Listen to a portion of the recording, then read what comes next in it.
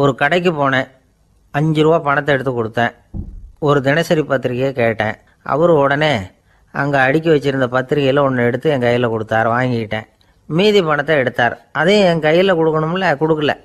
எதிரில் இருந்த பலகையில் வச்சு எடுத்துக்க சொன்னார். எப்பவும் அவர் அப்படி தான் பண்ணுவார். நானும் எடுத்துக்கிட்டு வந்துடுவேன். இவர் ஏன் இப்படி பண்ணுறாருங்கிறது எனக்கு ரொம்ப நாளாக ஒரு சந்தேகம். ஒரு நாள் அவர்கிட்டயே இதை கேட்டுவிட்டேன். ஏங்க, நீங்கள் உங்கள் கடைக்கு வந்து பொருள்கள் வாங்குறவங்களுக்கு நீங்கள் பாக்கி சில்லறையை கொடுக்குறப்போ பலகையில் வச்சு விட்றீங்க, கையில் கொடுக்க மாட்டேங்கிறீங்களே, ஏன் அப்படின்னு கேட்டேன். காசை கையில் கொடுத்தா நம்மக்கிட்ட இருக்கிற லட்சுமி போயிடுவா சார் அப்படின்னார். அதாவது பணம் செலவாயிடும் அப்படின்னு அர்த்தமா. இன்னொரு நண்பர், அவர் ஒரு நாள் வழக்கத்துக்கு மாறாக ரொம்ப சோகமாக உட்காந்துருக்கிறார். ஏங்க என்னாச்சு, ஏன் இப்படி கப்பலே கவிழ்ந்தது மாதிரி உட்காந்துருக்குறீங்க அப்படின்னு கேட்டேன். கப்பலே கவிழ்ந்திருந்தா கூட நான் இப்படி கவலைப்பட மாட்டேன் சார், வேற ஒன்று நடந்து போச்சுன்னார். என்னன்னு கேட்டேன். என் உச்சந்தலையில் பல்லி ஒன்று விழுந்துட்டுதுன்னார். அதுக்காகவா இப்படி அப்படின்னு ஆச்சரியப்பட்டேன். ஆமாங்க, பல்லி உச்சந்தலையில் விழுந்தால் பலன் என்னன்னு பஞ்சாங்கத்தில் பார்த்தேன், மரணம்னு போட்டிருக்கு அப்படின்னு சொல்லிவிட்டு அவர் தொடர்ந்து கவலைப்பட ஆரம்பிச்சிட்டார். இப்படியும் ஒருத்தர், என் கூட வேலை பார்க்குற ஒருத்தர் எப்படி தெரியுமா, தினமும் வலது காலை வச்சு தான் ஆஃபீஸுக்கு உள்ளே நுழைவார். என்னைக்காவது தவறுதலாக இடது காலை வச்சு உள்ளே வந்துட்டார்னா அன்னைக்கு பூரா மனசு சங்கடப்படுவார். எந்த வேலையும் சரியாக ஓடாது. கேரம் போர்டு ஆடுற ஒருத்தர் எப்போ ஆட உட்காந்தாலும் ஸ்ட்ரைக்கரை கை தவறி கீழே விழுற மாதிரி பண்ணி அதுக்கப்புறம் அதை எடுத்துக்கிட்டு ஆட உட்காருவார். ஏன்னா எப்போவோ ஒரு தடவை நிஜமாகவே அது வந்து கை தவறி கீழே விழுந்திருக்குது. அன்னைக்கு பிரமாதமாக ஜெயிச்சுட்டார். உடனே ஒரு முடிவுக்கு வந்துட்டார், கை தவறுனா லாபம் அப்படின்னு. அதுக்கப்புறம் அதையே பழக்கமாக்கிக்கிட்டார். பூனை குறுக்க போனால் சகுனம் சரியில்லைன்னு நினைக்கிறவங்க உண்டு. ஆனால் ஒருத்தர் எப்படி தெரியுமா, அவர் வெளியில் கிளம்புற சமயம் பக்கத்து வீட்டு ரேடியோவில் மியாவ் மியாவ் பூனை குட்டின்னு பாட்டு சத்தம் கேட்டால் கூட போதும், சகனம் சரியில்லைன்னு பிரயாணத்தை கேன்சல் பண்ணிவிடுவார். இப்போ இவ்வளவும் எதுக்கு சொல்கிறோம்னா, அளவுக்கு மீறின சகுன நம்பிக்கைகள் இருக்குது பாருங்கள், இதோட பயமும் சேர்ந்துக்கிட்டதுன்னு வச்சுக்கோங்க, இது ஒருத்தருடைய மனநிலையை பாதிச்சிடும். இது வந்து உளவியல் நிபுணர்கள் சொல்கிற கருத்து. வாழ்க்கையே தடுமாற வச்சிரும். பாதுகாப்பு இல்லாத உணர்வு, ஒரு விதமான டிப்ரெஷன் மனநிலை, இதெல்லாம் தான் இதுக்கு காரணமாக அமையலாம். சில பேர் காய்கறி நறுக்க கத்தியை கையில் எடுத்தால் கூட நேரம் சரியாக இருக்கா அப்படின்னு பார்த்துட்டு தான் வேலையை ஆரம்பிக்கிறது வழக்கம். அறிவு தான் மனசுக்கு வாத்தியாராக இருக்கணும், அப்போ தான் வாழ்க்கை வந்து நிம்மதியாக இருக்கும். அறிவு வந்து மனசு சொல்கிறபடியெல்லாம் கேட்க ஆரம்பிச்சுட்டுதுன்னா இடைஞ்சல் தான். ஒருத்தருக்கு 7ஆம் நம்பர் தான் ராசியான நம்பரான். 7ஆம் தேதி தான் எந்த காரியத்தையும் ஆரம்பிப்பாராம். 7 எழுத்து வர்றது மாதிரி பேரை மாற்றி வச்சுக்கிட்டார். 7 மணிக்கு தான் தினமும் எழுந்திருப்பார். 7ஆம் நம்பர் வீட்டில் தான் குடியிருக்கார். கல்யாணம் கூட 7ஆம் தேதி தான் பண்ணிக்கிட்டார். அவர் ஒரு நாள் குதிரை பந்தயத்துக்கு போனாராம். குதிரையோட பேரையெல்லாம் பார்த்தார். ஒரு குதிரையோட பேர் 7 எழுத்தில் அமைஞ்சிருந்தது. 7 தானே இவருக்கு அதிர்ஷ்ட நம்பர். அதனால் உடனே அது பேரில் பணத்தை கட்டினார். பந்தயம் நடந்தது. என்ன சார் ஆச்சுன்னு கேட்டாங்க. நான் பணம் கட்டின அந்த என்னோட குதிரை 7ஆவதாக வந்து சேர்ந்தது சார் அப்படின்னாராம் சோகமாக. ஒரு ஆசாமி வேகமாக ஓடிக்கிட்டு இருந்தான். ஏன் இப்படி ஓடுறேன்னு கேட்டார் இன்னொருத்தர். அங்கே ஒரு ஆள் அடிபட்டு கிடக்கிறான், அதை பார்த்தேன், உடனே ஓடுறேன்னா. எங்கேன்னு கேட்டார். ஆஸ்பத்திரிக்குன்னா. ஒரு ஆள் அடிபட்டு கிடக்கிறத பார்த்தா உடனடியாக நாம் செய்ய வேண்டியது முதல் உதவி, அதுக்கப்புறம் தான் ஆஸ்பத்திரி. இன்றைக்கி விபத்துங்கிறது சர்வசாதாரணமாக நடந்துக்கிட்டு இருக்குது. வாகன விபத்து, வெடிகுண்டு விபத்து, தீ விபத்து, கட்டடம் சரியறது, பூகம்பம், இப்படி நிறைய நடக்குது. ஒரு விபத்தை பார்த்துட்டா நம்மளில் பல பேர் நமக்கு என்னத்துக்கு வம்புன்னு ஒதுங்கி போயிடுறதும் உண்டு. சில பேர் துணிஞ்சு கிட்ட போய் உதவி செய்கிறதும் உண்டு. அப்படி உதவி செய்ய நினைக்கிறவங்களுக்கு உபயோகப்படுற தகவல் இது. விபத்தில் காயமடைஞ்சவங்களை 3 பிரிவாக பிரிக்கலாமா. முதல் வகை கொஞ்சம் சீரியஸானது, உயிருக்கு உடனே ஆபத்து தரக்கூடியது. மூளை காயம், முகம், கழுத்து காயங்கள், இருதயம், நுரையீரல் காயங்கள், வயத்தில் உள்ளுறுப்பு காயங்கள், அதிகப்படியான இரத்தப்போக்கு, இதனால எல்லாம் பாதிக்கப்பட்டிருந்தால் அது முதல் வகை அப்படின்னு நாமளே மனசுக்குள்ளே முடிவு பண்ணிக்கணும். இவங்களுக்கெல்லாம் உடனடியாக வந்து முதல் உதவி கொடுக்கணும். தாமதப்படுத்தாமல் ஆஸ்பத்திரிக்கு கொண்டுகிட்டு போயிடணும். இப்படி கொஞ்சம் எச்சரிக்கையாக நடந்துக்கிட்டால் அவங்களில் பல பேரை காப்பாற்றி போடலாம். 2வது வகை எப்படின்னா, முதல் உதவி விரைவாக கிடைச்சா உயிர் பிழைக்கக்கூடிய மார்பு காயங்கள், கைகால் எலும்பு முறிவு, இடுப்பு முதுகெலும்பு காயம், சீரான இரத்த சேதம், இப்படிப்பட்டவங்களை வந்து 2வது வகையாக பிரிக்கணும். ஆபத்து இல்லாத சிராய்ப்புகள், சிறு காயங்கள், இரத்த உறைவுகள் இதனால் பாதிக்கப்படுறவங்க 3வது வகை. ஒருத்தர் தலையில் அடிபட்டு நினைவு விழுந்துட்டாருன்னு வச்சுங்க, அவருக்கு வாந்தி வர்றதுனால புறையேறி மூச்சு அடைப்பு உண்டாகும். இப்படி ஆகாமல் இருக்கிறதுக்காக தலையை ஒரு பக்கமாக சாய்ச்சி வைக்கலாம். நாடி துடிப்பையும் இதய துடிப்பையும் தொட்டு பார்க்கணும். அது குறைஞ்சிருந்தாலும் சரி, நின்று இருந்தாலும் சரி, அவர் மார்பை நிமிஷத்துக்கு 80 தடவை உள்ளங்கையால் அழுத்தி இதய துடிப்பை மீட்கிறதுக்கு உதவி பண்ணணும். கழுத்தில் காயம்பட்டாலும் ஆபத்து அதிகம். கழுத்துக்கு அடியில் ஒரு துண்டை மடித்து வைக்கலாம். 2 பக்கமும் சின்ன தலையணை அல்லது துணி மடிப்புகளை வச்சு கழுத்தை அதிகமாக அசையாமல் பார்த்துக்கலாம். முதுகெலும்பு முறிஞ்சிருக்குமோ அப்படிங்கிற சந்தேகம் இருந்ததுன்னா அவரை அதிகமாக அசைய விடக்கூடாது. அதிகமாக அசைஞ்சால் தண்டு இடத்துல பாதிப்பு ஏற்பட்டு கை கால் விளங்காமல் போயிடும். அவரை ஒரு கனமான போர்வை இல்லைன்னா பாயில் படுக்க வச்சு 4 பேர் மெதுவாக தூக்கி மருத்துவ உதவிக்கு அனுப்பி வைக்கலாம். கையெலும்பு முறிஞ்சிருந்தால் முறிஞ்ச பாகத்தை உடம்போடு சேர்த்து அசையாமல் கட்டி போடலாம். கால் எலும்பு முறிஞ்சிருந்தால் மற்ற காலோடு சேர்த்து கட்டி போடலாம். முறிஞ்ச பாகம் தொங்காமல் பார்த்துக்கணும். அப்போ தான் வீக்கம் உண்டாகாமல் இருக்கும். வெட்டு காயம், குண்டடிப்பட்ட காயம் இதிலெல்லாம் ரத்தப்போக்கு அதிகமாக இருக்கும். ரத்தம் வெளியேற ஆபத்து அதிகம். சுத்தமான துணியை பல மடிப்புகளை மடித்து காயத்தின் மேலே வச்சு அழுத்தமாக ஒரு 10 நிமிஷம் பிடிச்சிக்கணும். ரத்தம் நின்ன உடனே காயத்துக்கு கட்டு போடலாம். சில சமயம் காயம்பட்ட பாகத்தை உயரமாக தூக்கி பிடிச்சிக்கிட்டா தான் ரத்த கசிவு நிற்கும். இந்த விவரங்களையெல்லாம் கொஞ்சம் மனசில் வாங்கி வச்சுக்கிட்டோம்னா சமயத்தில் உதவும். ஏன்னா இந்த காலத்தில் விபத்து எந்த ரூபத்தில் எப்போ வரும்னு யூகிக்கவே முடியல. நண்பர் ஒருத்தர் சொன்னார், நேற்றுக்கு பாருங்கள் சார், என் கண்ணு முன்னாடியே ஒரு சின்ன விபத்து நடந்ததுன்னார். என்னன்னு விசாரித்தோம். ஒரு பஸ்ஸில் வந்துக்கிட்டு இருந்தேன். அந்த பஸ்ஸில் பின்பக்கம் படி ஓரமாக நின்றுக்கிட்டு இருந்த ஒருத்தர் ரோட்டில் விழுந்துட்டார். டிரைவர் அதை கவனிக்கலை, நிறுத்தாமல் அவர் பாட்டுக்கு போகிறாருன்னார். கண்டக்டர் உடனே விசில் கொடுத்து பஸ்ஸை நிறுத்த வேண்டியது தானே அப்படின்னோம். அதுதான் சார் முடியாமல் போச்சுன்னார் அவர். ஏன்னு கேட்டாங்க. தவறி கீழே விழுந்ததே அந்த கண்டக்டர் தான் சார் அப்படிங்கிறார். இந்த உலகத்தில் உண்மையாகவே வேதாந்தம் பேசுகிறவங்களும் உண்டு. உள்ளுக்குள்ளே வேற மாதிரி இருந்துக்கிட்டு வெளியில் வேதாந்தம் பேசுகிறவங்களும் உண்டு. ஒரு ஆள் இருந்தார். அவரும் ஒரு கடை வச்சு வியாபாரம் பண்ணிக்கிட்டு இருந்தார். மகா கஞ்சன், யாருக்கும் எந்த உதவியும் செய்ய மாட்டார். எச்சில் கையென்ன ஈர கையை கூட உதற மாட்டார். அப்படிப்பட்ட மனுஷன். அந்த ஊருக்கு ஒரு முனிவர் வந்துக்கிட்டு இருந்தார். வருஷத்துக்கு ஒரு தடவை வருவார். 1 நாள் 2 நாள் இருப்பார், அப்புறம் போயிடுவார். அந்த முனிவர் வர்றப்போலாம் இந்த ஆள் எழுந்திரிச்சு ஓடி போய் அவரை வரவேற்பான். ரொம்ப பெரிய வேதாந்தி மாதிரி அவர்கிட்ட பேசிக்கிட்டு இருப்பான். காயமே இது பொய், வெறும் காற்றடைத்த பையும்மா, தர்மம் தலைகாக்கும்மா. பணம் என்ன சார் பணம், இன்னைக்கு ஒருத்தன் கையில் இருக்கும், நாளைக்கு ஒருத்தன் கையில் இருக்கும், எல்லாம் மாயம். எனக்கு தான் இன்னமும் இந்த சம்சார பந்தத்திலிருந்து விடுபடுறதுக்கு நேரம் வரலேம்மா. அந்த முனிவரும் இந்த ஆள் இப்படி சொல்கிறத கேட்ட உடனே, ஏப்பா அப்படி சொல்கிற, இப்போ கூட நீ சரின்னு சொல்லு, உனக்கு தீட்சை கொடுத்து இதிலிருந்து விடுபடுற ஞானத்தை போதிக்கிறேன் பார். உடனே அந்த ஆள் என்ன சொல்லுவான் தெரியுமா? ஐயோ சாமி, இப்போ அது எப்படிங்க முடியும்? பிள்ளைங்கள்லாம் சின்ன சிறுசுங்க, அதுகளுக்கெல்லாம் ஒரு கல்யாணம் காட்சின்னு செஞ்சு கடமையை முடிச்சுட்டா நீங்கள் சொல்கிறபடி செஞ்சு விடலாம்மா. சரி, இன்னும் முனிவர் போயிடுவார். அடுத்த வருஷம் வருவார். இவன் வழக்கம் போல் வேதாந்தம் பேசுவான். சரி, தீட்சை கொடுக்குறேன் வா அம்பார். பேரம்பேத்தியை பார்க்கணும், கோர்ட்டில் கேஸ் ஒன்று இருக்குது, அது முடியணும் அப்படின்னு தயங்க ஆரம்பிச்சிருவான். எல்லாம் சொல்லுவான், ஆனால் குடிக்கிறதுக்கு தண்ணி கூட கொடுக்க மாட்டான்.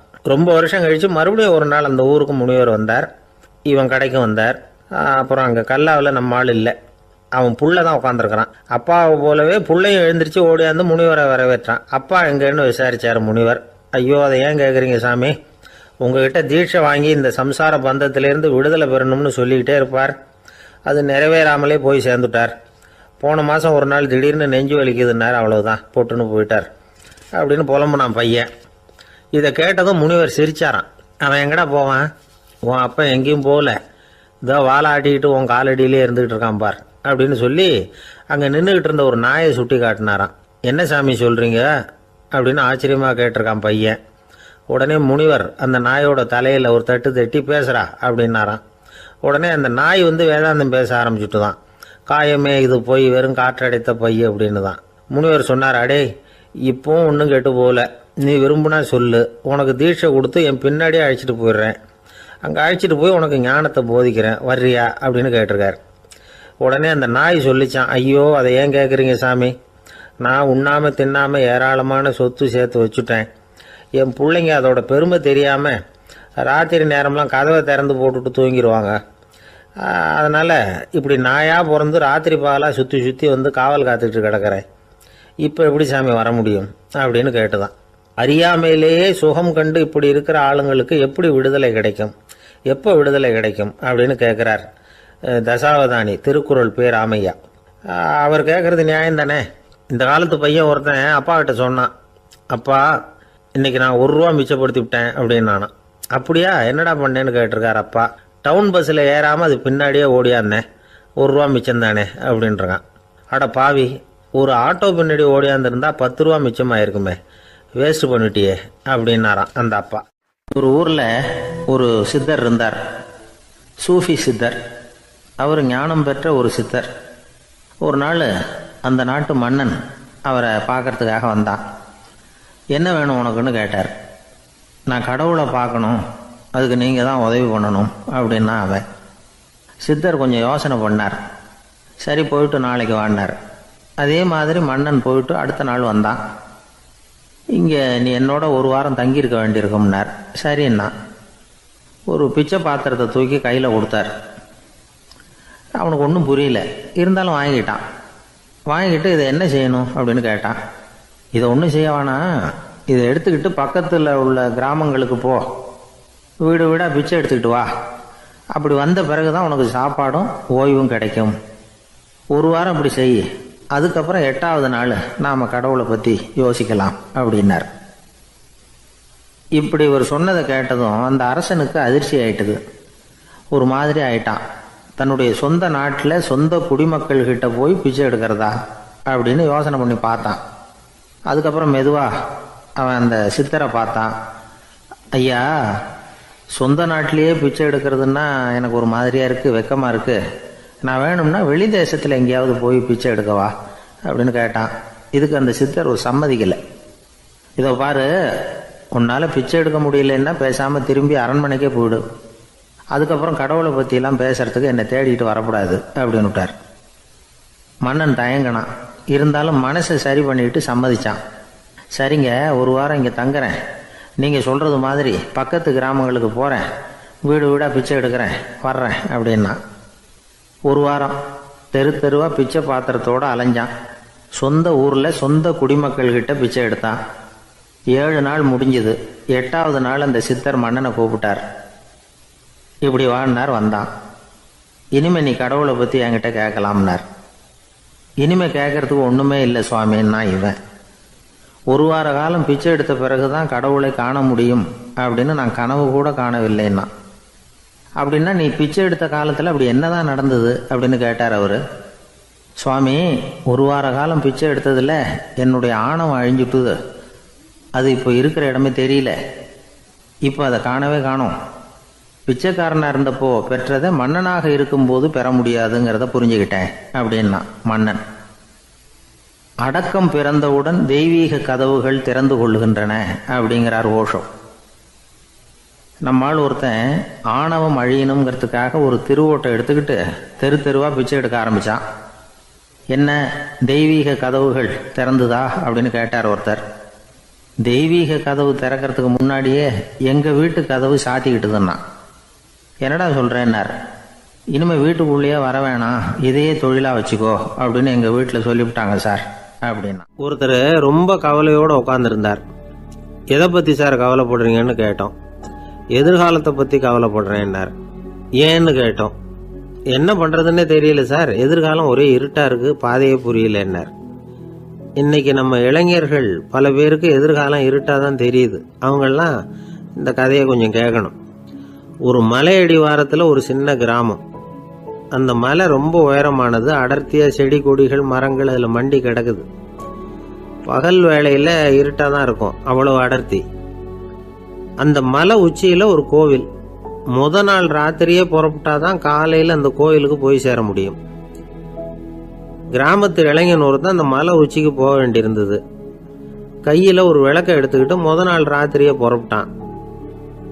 புறப்பட்டு போனவன் கிராமத்து எல்லையிலேயே நின்றுட்டான். ஏன் தெரியுமா? அவன் கையில் இருந்த விளக்கோட வெளிச்சம் 10 அடி தூரத்துக்கு தான் தெரியுது. அது வரைக்கும் தான் பாதை தெளிவாக இருக்குது. அதுக்கு அப்பால எல்லாம் ஒரே இருட்டாக இருக்குது, பாதை புரியல. இவன் யோசனை பண்ணி பார்த்தான். மனசுக்குள்ள ஒரு சந்தேகம், 10 அடி தூரம் தானே வெளிச்சம் தெரியுது அப்படின்னா நாம் 10 அடி தூரம் தானே போக முடியும், அதுக்கும் அந்தாண்ட ஒரே இருட்டாக இருக்குதே, அதில் எப்படி நாம் நடந்து போகிறது, நாம் ரொம்ப தூரம் நடந்து போய் ஆகணுமே, அப்படிப்பட்ட நினப்பெல்லாம் அவனுக்கு வந்துட்டுது. இதுதான் அவன் மனசில் ஏற்பட்ட தயக்கம். இப்படி யோசிச்சுக்கிட்டே அந்த இளம் ஆசாமி புறப்பட்ட இடத்துலயே நின்றுகிட்டு இருக்கிறான். அந்த சமயத்தில் ஒரு வயசான பெரியவர் அந்த பக்கமாக வந்தார். அவர் கையில் இதை விட சின்னதாக ஒரு விளக்கு வச்சிருந்தார். அது எப்படின்னா அது ஒரு 5 அடி தூரத்துக்கு தான் வெளிச்சம் காட்டுது, அவ்வளவு சின்ன விளக்கு. அவரும் மலை உச்சிக்கு போகிறதுக்காக தான் வந்துக்கிட்டு இருக்கிறார். அவரை பார்த்து இவன் கேட்டான், என்ன பெரியவரே, இவ்வளவு சின்ன விளக்க வச்சுக்கிட்டு அவ்வளவு தூரத்துக்கு எப்படி மலையேற போறீங்க அப்படின்னு கேட்டான். நீ ஏன் இப்படி தயங்கிட்டே நிக்கிறேன்னு கேட்டார் பெரியவர். என்கிட்ட இருக்கிற விளக்கு 10 அடி தூரத்துக்கு தான் பாதையை காட்டுதுன்னா. இப்போ பெரியவர் சொன்னார், தம்பி, உன் கையில் இருக்கிற விளக்கு கொடுக்குற வெளிச்சத்தை வச்சு நீ முதல்ல 10 அடி தூரம் முன்னாடி போ, 10வது அடியில் போய் நின்றுக்கிட்டு பாரு, மறுபடியும் ஒரு 10 அடி தூரத்துக்கு பாதை தெரியும். இப்படி உன் கையில் இருக்கிற விளக்கு தொடர்ந்து வெளிச்சம் காட்டிக்கிட்டே இருக்கும். நீ முன்னேற முன்னேற அந்த வெளிச்சமும் முன்னேறும். அதனால எத்தனை கிலோமீட்டர் தூரம் வேணும்னாலும் நீ இந்த 10 அடி தூரம் வெளிச்சத்தை வச்சுக்கிட்டே நீ போயிடலாம், புறப்படு அப்படின்னார். இப்போதான் அந்த பெரியவர் சொன்னது இளைஞனுக்கு பளிச்சுன்னு புரிஞ்சுதான். உடனே உற்சாகமாக புறப்பட்டான், உச்சிக்கு போய் சேர்ந்தான். இந்த கதையிலிருந்து நாம் புரிஞ்சுக்க வேண்டியது என்ன தெரியுமா? நீண்ட கால திட்டம் ஒன்று போடும் பொழுது நமக்கு முன்னாடி இருக்கிறத மறந்துட்டு மனசை போட்டு குழப்பிக்க கூடாது. உங்கள் கையில் என்ன இருக்கோ அதுலேயே உங்கள் எதிர்காலம் மறைஞ்சிருக்குது. கண் முன்னாடி தெரியறத வச்சு ஆரம்பிங்க, போக போக வழி தானா புலப்படும் அப்படிங்கிறார் ஒரு பெரியவர். பெரிய பயணங்களையெல்லாம் இப்படி தான் நடத்த வேண்டியிருக்கும். ஒவ்வொரு அடியாக எடுத்து வச்சா ஓடி போய் சேர்ந்து விடலாம், மலைச்சு போய் நின்றுட்டா நின்றுக்கிட்டே இருக்க வேண்டியது தான். நம்ம ஆள்லாம் ரொம்ப மோசமாக இருக்கிறாங்க. ஒருத்தன் அப்படிதான் நீண்ட தூர பிரயாணம் ஒன்று புறப்பட்டான். ரயில் போய்கிட்டே இருந்தது. கொஞ்ச தூரம் போச்சு, பாதி வழியில் கையில் வச்சிருந்த டிக்கெட்டை காற்றுல விட்டுட்டான். ஐயோ, என் டிக்கெட்டு போயிட்டுதே அப்படின்னு கத்த ஆரம்பிச்சுட்டான். பக்கத்தில் இருந்த பெரியவர் அவனை பார்த்து பரிதாபப்பட்டு, கவலைப்படாத தம்பி, போனா போகுது, வேற டிக்கெட் வாங்கிக்கலாம் அப்படின்னு ஆறுதல் சொன்னார். அதுக்கு அவன் சொல்றான், சார், நான் அதுக்காக அழலை, அந்த டிக்கெட்டு கிடைச்சா தானே நான் எந்த ஊருக்கு போகணுங்கிறது எனக்கு தெரியும் அப்படிங்கிறான். ஒரு ஊரில் ஒரு ஆள் இருந்தான். அவனுக்கும் அவன் மனைவிக்கும் சண்டை. இவன் கோவிச்சுக்கிட்டு வீட்டை விட்டு வெளியில் வந்துட்டான். நேராக தன்னுடைய நண்பன் ஒருத்தனை தேடிட்டு போனான். அந்த நண்பன் எப்படின்னா எதுக்கும் அசரமாட்டான், எப்பவும் மகிழ்ச்சியாக இருப்பான். அவங்ககிட்ட போய் இவன் யோசனை கேட்டான். அது சரி, நீ எப்படி எப்பவும் மகிழ்ச்சியாக இருக்கிற, என்னால் அப்படி இருக்க முடியலையே அப்படின்னு கேட்டான். என்ன நடந்தது சொல்லுன்னா அவன், வீட்டில் எனக்கும் என் மனைவிக்கும் தகராறு, நிம்மதி இல்லை, அதுதான் இங்கே வந்தேன், உங்ககிட்ட யோசனை கேட்கலாமேன்னு அப்படின்னு விவரத்தை சொன்னான். அதை கேட்டுட்டு அதுக்கப்புறமா இவன் சொன்னான், இந்த பாருப்பா, இது ஒன்றும் பெரிய விஷயம் இல்லை, எனக்கு 2 மனைவிகள், 2 வீடு. ஒரு வீட்டில் சண்டை வந்துட்டுதுன்னா நேராக இன்னொரு வீட்டுக்கு வந்துடுவேன், இங்கே சண்டை வந்துட்டுதுன்னா நேராக அங்கே போயிடுவேன். 2 குடும்பம் இருக்கிறதுனால இப்படி ஒரு வசதி, இதுதான் என்னுடைய மகிழ்ச்சியின் ரகசியம் அப்படின்னு நானா. ஓ, அப்படியா விஷயம், இப்போ புரிஞ்சுக்கிட்டேன், உன்னுடைய யோசனைக்கு ரொம்ப நன்றி அப்படின்னு சொல்லிவிட்டு இவன் திரும்பி வந்துட்டான். அங்கே இங்கே தேடினான். ஒரு வாரத்துக்குள்ளே இன்னொரு பொண்ணை தேடி கண்டுபிடிச்சி கல்யாணம் பண்ணிட்டான். இப்போ இவனுக்கும் 2 வீடு ஆயிட்டுது. அதுக்கப்புறம் என்னாச்சு தெரியுமா, இவன் 2வதாக கல்யாணம் பண்ணிக்கிட்டு வந்தானே, இந்த செய்தி முதல் மனைவிக்கு தெரிஞ்சு போச்சு. போனான், அது கழுத்தை பிடிச்சி வெளில தள்ளி விட்டு கதவை சாத்தி விட்டுது. இனிமேல் இந்த பக்கம் வராத, எனக்கு தெரியாமல் எப்படி நீ இன்னொரு கல்யாணம் பண்ண அப்படின்னு சொல்லி அடித்து விரட்டி விட்டுது.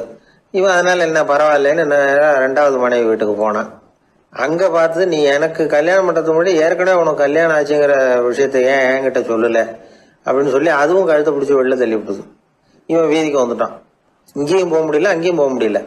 என்ன இது, அவன் சொல்லி கொடுத்த யோசனை ஒன்றும் சரியாக வரலையே அப்படின்னு யோசனை பண்ணிக்கிட்டே நடந்தான்.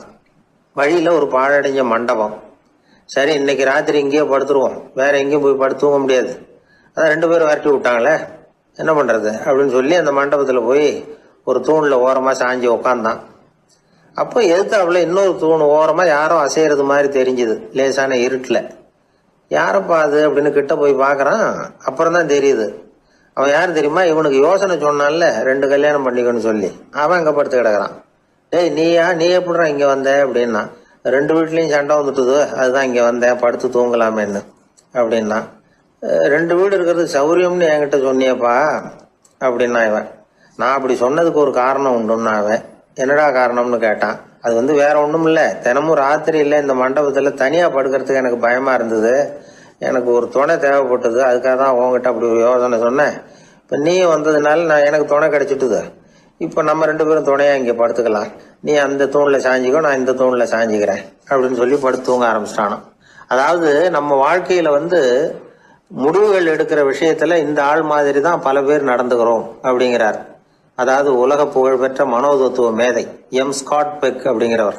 அதாவது வீட்டுக்கு தேவையான பொருள்கள் வாங்குறதுல இருந்து கல்யாணம் பண்றது, வீடு கட்டுறது வரைக்கும் அடுத்தவங்க பேச்சை கேட்டு வீணா போறவங்க தான் அதிகம். அறிவுரை கேட்கறதுல தப்பு இல்லை, ஆனா அதுக்கப்புறம் அதை பத்தி சரியா சிந்திச்சு பாக்குறது இல்லை, அதுதான் தப்பு. சில பேர் அறிவுரை சொல்றதுலேயே ரொம்ப தெளிவா இருப்பாங்க.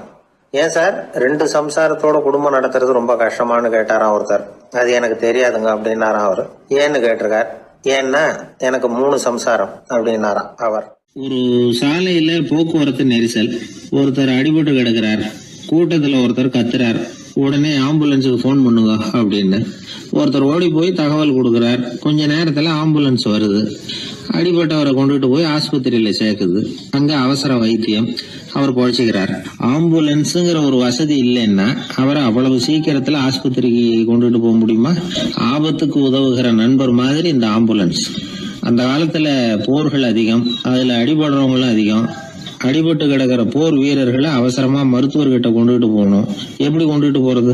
ஒரு கனமான துணியை தூளி மாதிரி கட்டுவாங்க.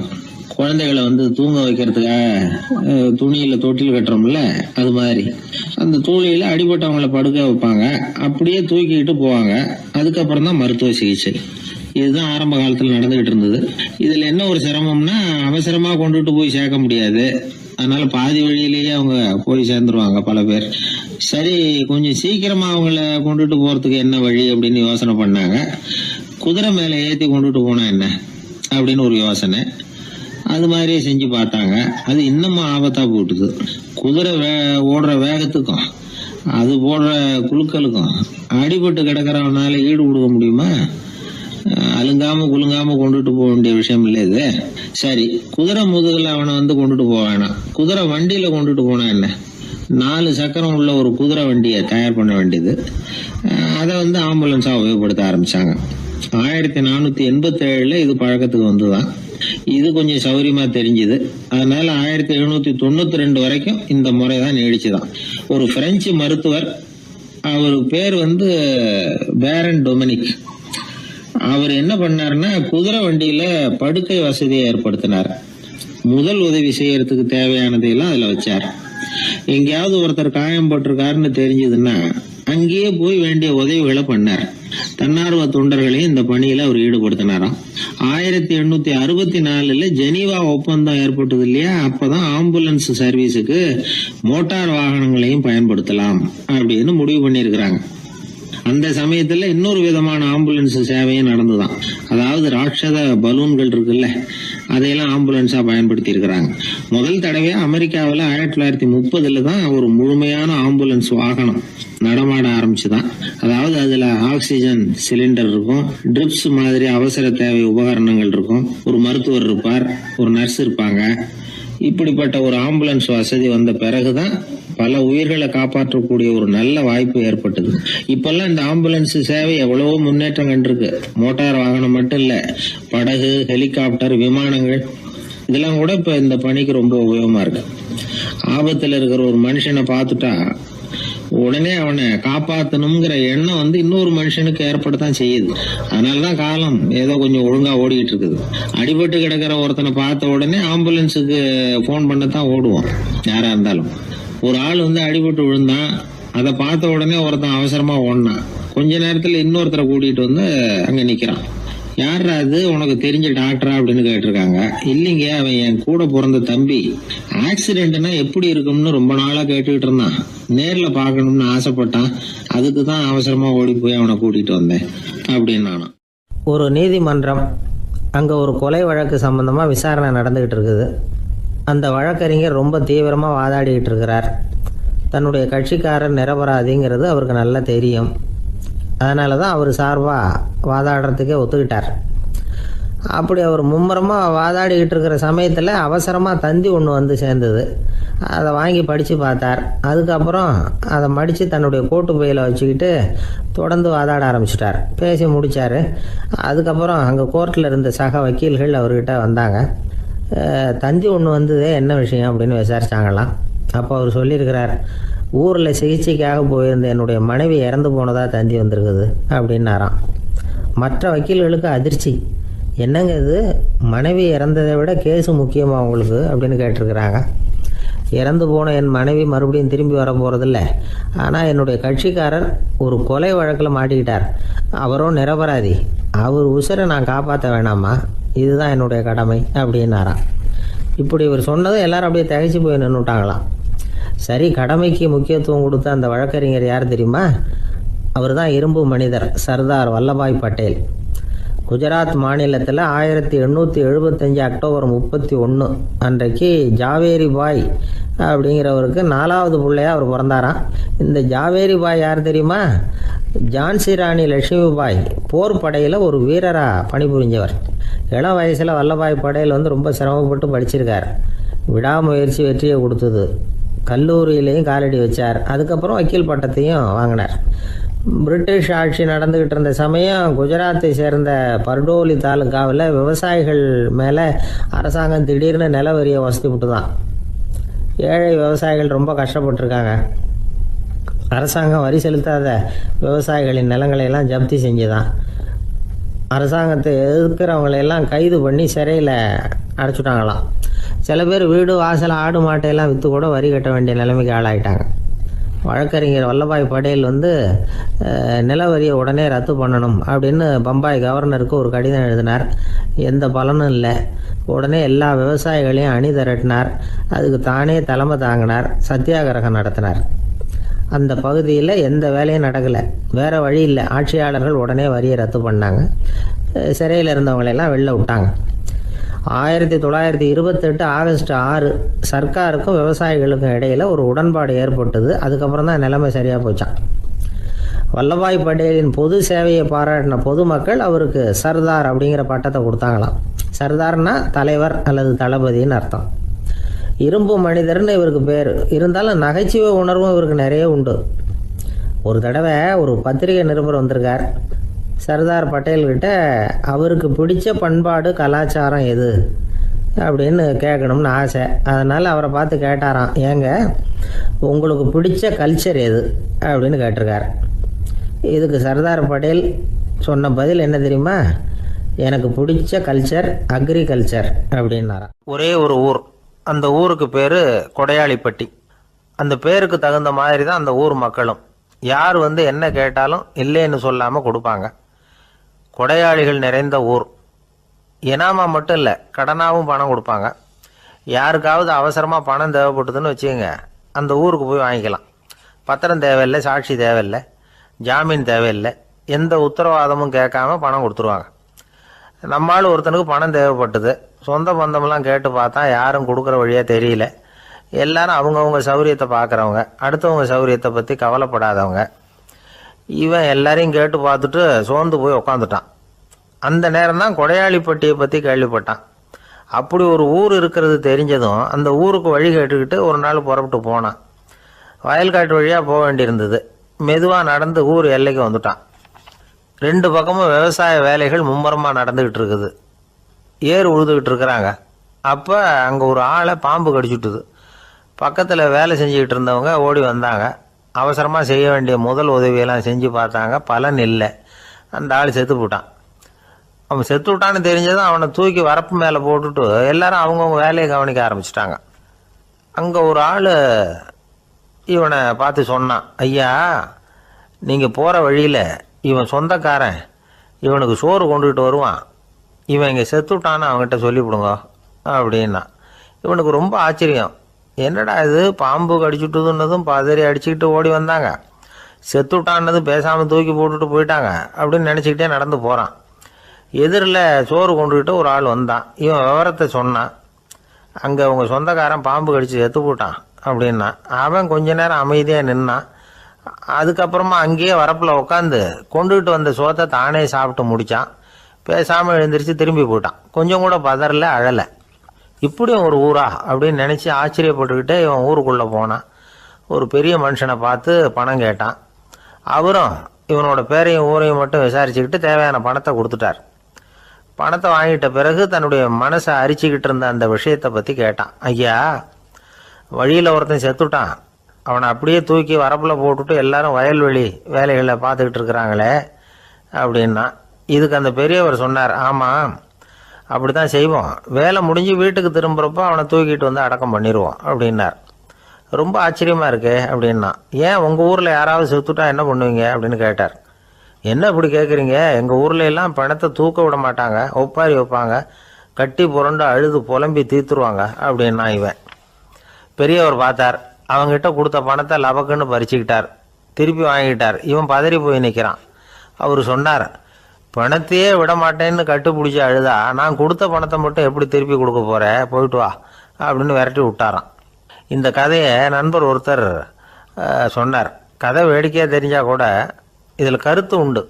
பணம் பிணம் இது ரெண்டையுமே விடுறதுக்கு அவ்வளவு சுலபமாக மனம் வர்றதில்லை. இந்த ரெண்டு விஷயங்கள்லேயும் அறிவார்ந்த செயல்பாடு தேவை. ஒரு பேருந்து மரத்தில் மோதி விட்டது, எல்லாரும் அடிபட்டு முனைகிட்டு கிடக்கிறாங்க. டிரைவர் கண்டக்டர் இவங்களுக்கும் அடி, அவங்களும் ஒரு பக்கம் கிடக்கிறாங்க. ஒரு மூலையில் கிடக்கிற ஒருத்தன் மெதுவாக முக்கி முனகி கண்டக்டர்னு சத்தம் போடுறான். கண்டக்டர் மெதுவாக நகர்ந்து அவங்ககிட்ட போய் என்னன்னு விசாரிக்கிறார். அவன் ரொம்ப சிரமப்பட்டு வாயை திறந்து ஒரு 15 காசு சில்லற பாக்கி அப்படின்னான். ஒரே ஒரு ஊரில் ஒரு ராஜா இருந்தார். அவர் பேரில் மக்களுக்கு ரொம்ப மரியாதை. அவ்வளவு நல்லா ஆட்சி புரிஞ்சுக்கிட்டு வந்தார். அவருக்கு வயசாயிட்டுது. அதனால் ஒரு நாள் அமைச்சரை கூப்பிட்டார். இதை பாருங்கள், எனக்கு வயசாகிட்டுது, அதனால் இந்த அரச பொறுப்பை எல்லாம் நீங்கள் ஏற்றுக்குங்க அப்படின்னார். அதுக்கப்புறம் ராணியை கூப்பிட்டார். வா, நாம் இனிமேல் இங்கே இருக்க வேணாம், காட்டுக்கு போய் தவம் பண்ணலாம் அப்படின்னு கூப்பிட்டார். இந்த செய்தி மக்களுக்கு அறிவிக்கப்பட்டது. மக்கள் உடனே கூட்டம் கூட்டமாக அரண்மனைக்கு வர ஆரம்பிச்சுட்டாங்க. மன்னரை போய் பார்க்குறாங்க. அரசே, தாங்கள் எங்களுக்கு தந்தை மாதிரி, நீங்கள் காட்டுக்கு போயிட்டால் நாங்கள்லாம் இங்கே எப்படி இருக்க முடியும்? எங்களுக்கெல்லாம் எந்த துன்பமும் இல்லாமல் பார்த்துக்கிட்டு வர்றீங்க. இது மாதிரியான ஒரு அரசாட்சி இல்லைன்னா மக்கள் வாழ்ந்து என்ன பயன் அப்படின்னாங்க. இருந்தாலும் என்ன பண்ணுறது, வயசாயிட்ட காரணத்தினால இந்த முடிவுக்கு வர வேண்டியிருக்குது அப்படின்னாரா ராஜா. அப்படின்னா நீங்கள் காட்டுக்கு போக வேணாம், நாங்கள் போகிறோம். நாங்கள் அங்கே போய் தவம் பண்ணுறோம், வழிபாடு பண்ணுறோம், கடவுள் வருவார், அவர்கிட்ட வரம் வாங்கிட்டு வந்துடுறோம் அப்படின்னாங்களாம். அப்படி சொல்லிவிட்டு உடனே எல்லாரும் காட்டுக்கு போனாங்க. நாட்டு மக்கள் எல்லாரும் ஒட்டு மொத்தமாக காட்டில் உட்காந்துக்கிட்டு தவம் பண்ணுறதை பார்த்தார் கடவுள். உடனே புறப்பட்டு வந்தார். எல்லாரும் இப்படி உட்காந்துருக்கிறீங்களே, என்ன வேணும் உங்களுக்கு அப்படின்னு கேட்டார். உடனே மக்கள் எல்லாரும் ஒரு குரலில் சொன்னாங்க, சுவாமி, எங்கள் மன்னன் ரொம்ப நாளைக்கு நல்லபடியாக இருக்கணும். அவர் மகிழ்ச்சியாகவும் உடல் நலத்தோடும் இருந்தாதான் நாங்கள் அமைதியாக வாழ முடியும் அப்படின்னாங்க. சரி, அதுக்கு என்ன செய்யணும் அப்படின்னார் ஆண்டவன். எங்கள் மன்னருக்கு இன்னும் ஒரு 100 வருஷம் ஆயுளை கொடுங்க அப்படின்னாங்க. அவ்வளவு தானே, சரி அப்படியே ஆகட்டும் அப்படின்னு சொல்லிவிட்டு ஆண்டவன் போயிட்டார். மக்கள் மகிழ்ச்சியோடு திரும்பி வந்தாங்க. மன்னா, கடவுள் வரம் கொடுத்துட்டார், நீங்கள் 100 வருஷம் வாழ போகிறீங்க அப்படின்னாங்க. இதை கேட்டதும் ராணி ராஜாவை வணங்கி நான் தவம் செய்ய போகிறேன் அப்படின்னு புறப்பட்டாங்க. உடனே மக்கள் என்ன நினச்சாங்க தெரியுமா? ஐயோ, நாம் ராஜாவுக்கு மட்டும்தானே நீண்ட ஆயுள் வேணும்னு வரம் வாங்கினோம், ராணிக்கு வாங்கலையே, அதுதான் கோபத்தில் புறப்பட்டாங்க போல இருக்கு அப்படின்னு நினச்சி வருத்தப்பட்டாங்க. ஆனால் ராணி நினச்சது அது இல்லை. ராணி போய் தவம் பண்ணாங்க, கடவுள் காட்சி கொடுத்தார். இவங்க கேட்குறாங்க, சுவாமி, ராஜாவுக்கு மட்டும் 100 வருஷம் ஆயுள்னு வரம் கொடுத்துட்டீங்க, அப்படின்னா குடிமக்களும் 100 வருஷம் இருக்கணும். இப்படிப்பட்ட குடிமக்கள் இல்லைன்னா அப்படிப்பட்ட அரசன் இருந்து என்ன பிரயோஜனம் அப்படின்னாங்களாம். ஆண்டவன் பார்த்தார். சரி, அவங்களும் 100 வருஷம் வாழ்வாங்க, அது மட்டும் இல்லை, நீயும் 100 ஆண்டு காலம் வாழ வரமளிக்கிறேன் அப்படின்னு சொல்லிவிட்டு மறைஞ்சிட்டார். இதில் ஆண்டவன் வர்றதும் மறையிறதும் முக்கியம் இல்லை. இதில் கவனிக்க வேண்டியது ஆள்கிறவனின் விசால மனம், குடிமக்களின் விசால மனம், ஆள்கிறவன் மனைவியினுடைய விசால மனம். இப்படி ஒரு நாடு இருந்துட்டுதுன்னா எப்படி இருக்கும் வாழ்க்கை நினச்சி பாருங்க. அதனால தான் பெரியவங்கள்லாம் சொல்கிறாங்க, இதய வாசல் திறந்தே இருக்கணும், இதயத்தின் கதவுகளை மூடாதீங்க அப்படின்னு சொல்லுவாங்க. என்கிட்ட ஒருத்தர் சொன்னார், என்னுடைய இதய வாசல் எப்பவும் திறந்தே தான் இருக்குதுன்னார். எதனால் அப்படி சொல்கிறீங்க அப்படின்னு கேட்டோம். டாக்டரே சொல்லிவிட்டார், என்னுடைய இதயத்தில் ஒரு ஓட்டை இருக்குது அப்படின்னு, வால்வு சரியில்லையா அப்படிங்கிறார். ஒரு ஊரில் ஒரு ராஜா இருந்தார். அந்த ராஜாவுக்கு ஒரு புள்ள. அந்த புள்ளைக்கு விவரமே தெரியாது. அவன் ஒரு முட்டாளுங்கிறது எல்லாருக்கும் தெரியும். ஆனாலும் அவன் தான் அடுத்தபடியாக ஆட்சிக்கு வர வேண்டியவன். ஆட்சி பொறுப்பை ஏற்க வேண்டிய ஒருத்தன் இப்படி இருந்தால் என்ன பண்ணுறது அப்படிங்கிறது எல்லாருக்கும் உள்ள கவலை. மன்னர் அமைச்சர்களை கூட்டினார், ஆலோசனை கேட்டார் என்ன பண்ணலாம்னு. இவனை இன்னொரு நாட்டு பல்கலைக்கழகத்துக்கு அனுப்பி பார்க்கலாம், அங்கே போய் படிச்சுட்டு வரட்டும், நிறைய படிச்சுட்டு நல்ல ஞானத்தோடு திரும்பி வரட்டும், அதுக்கப்புறம் பார்த்துக்கலாம் அப்படிங்கிறது அவங்க சொன்ன ஆலோசனை. மன்னருக்கும் அது சரின்னு தோணுச்சு. மகனை வெளி தேசத்துக்கு அனுப்பி வச்சார். இவனும் போனான், ஒரு பல்கலைக்கழகத்தில் சேர்ந்தான், நிறைய படித்தான். அதுக்கப்புறம் தந்தைக்கு ஒரு கடிதம் எழுதினான். தந்தையே, நான் நிறைய படிச்சுட்டேன், இனிமேல் நாடு திரும்பலாம்னு நினைக்கிறேன் அப்படின்னு எழுதினான். மன்னருக்கு ரொம்ப மகிழ்ச்சி. அதாவது புள்ள படிச்சுட்டான் அப்படிங்கிற ஆனந்தம். உடனே பையன் திரும்பி வர்றதுக்கு ஏற்பாடு பண்ணார். இளவரசன் நாடு திரும்பினான். அதை கொண்டாடுறதுக்காக அரண்மனையில் ஒரு பெரிய விருந்துக்கு ஏற்பாடு பண்ணியிருந்தாங்க. முக்கியமானவங்கள்லாம் அதில் கலந்துக்கிட்டாங்க. அந்த விருந்துக்கு முனிவர் ஒருத்தரும் வந்திருந்தார். அவர் இளவரசன் கிட்ட போய் உட்காந்து விசாரிக்கிறார். என்னப்பா, எப்படி படிச்சிருக்கிற அப்படின்னு கேட்டார். நிறைய படிச்சுட்டு வந்திருக்கிறேங்க அப்படின்னா அவன். என்னெல்லாம் படித்த அப்படின்னாரான். எல்லாத்தையும் விவரமாக சொல்லியிருக்கிறான். அவன் அப்படி சொல்லிட்டு இருக்கும் பொழுதே முனிவர் என்ன பண்ணார், தன்னுடைய மோதிரத்தை கழட்டி உள்ளங்கையில் வச்சு அப்படியே மூடிக்கிட்டாரான். அப்படியே கையை நீட்டி அவன் முன்னாடி காட்டினார். இந்த பாருப்பா, என் கைக்குள்ள என்ன இருக்கு சொல்லு பார்க்கலாம் அப்படின்னாரான். இளவரசன் ஒரு கணம் யோசிச்சான். அதுக்கப்புறம் உங்கள் கைக்குள்ள இருக்கிறது வட்டமான ஒரு பொருள், நடுவில் ஒரு துளை இருக்கும் அப்படின்னு நானான். முனிவர் திகைச்சு போட்டார். பையன் பெரிய அறிவாளி ஆகிட்டான் போல இருக்க அப்படின்னு நினச்சுட்டார். அதுக்கப்புறம் கேட்டார், சரி, என் கையில் இருக்கிறது வட்டமான பொருள், நடுவில் துளை இருக்குங்கிறத சொல்லிவிட்டேன், அதோட பேர் என்ன அதை சொல்லு அப்படின்னாரான். இளவரசன் கொஞ்சம் யோசனை பண்ணியிருக்கான்.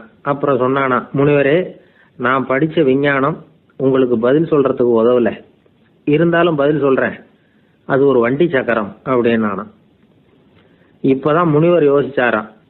அவருக்கு புரிஞ்சுதான், அதாவது முட்டாளை படிக்க வைக்கலாம், ஆனால் சிந்திக்க வைக்க முடியாது அப்படிங்கிறத அவர் புரிஞ்சுக்கிட்டாராம். தகவல் அறிவு ஞானமாகாது அப்படிங்கிறார் ஓஷோ. ஏன்னா தகவல்கள் மாறுதலை ஏற்படுத்துறதில்லை, ஆனால் ஞானம்ங்கிறது மாறுதலால் உண்டாகக்கூடிய ஒன்று. அதுதான் ரெண்டுக்கும் உள்ள வித்தியாசம். மனம் சரியான வழிக்கு வரணும், அதுக்கப்புறம் படிக்கிற கல்வி தான் உண்மையான கல்வி. சரி, மனம் சரியா வர்றதுக்கு என்ன வழி அப்படின்னு கேட்டால், மனிதன் முழு மாறுதலுக்கான வழிமுறை தியானம்தான் அப்படிங்கிறார் அவர். அதனால தான் நிறைய படிச்சிருக்கேன்னு சொல்கிறவன் எல்லாம் ஞானம் உள்ளவன் நினச்சிடக்கூடாது.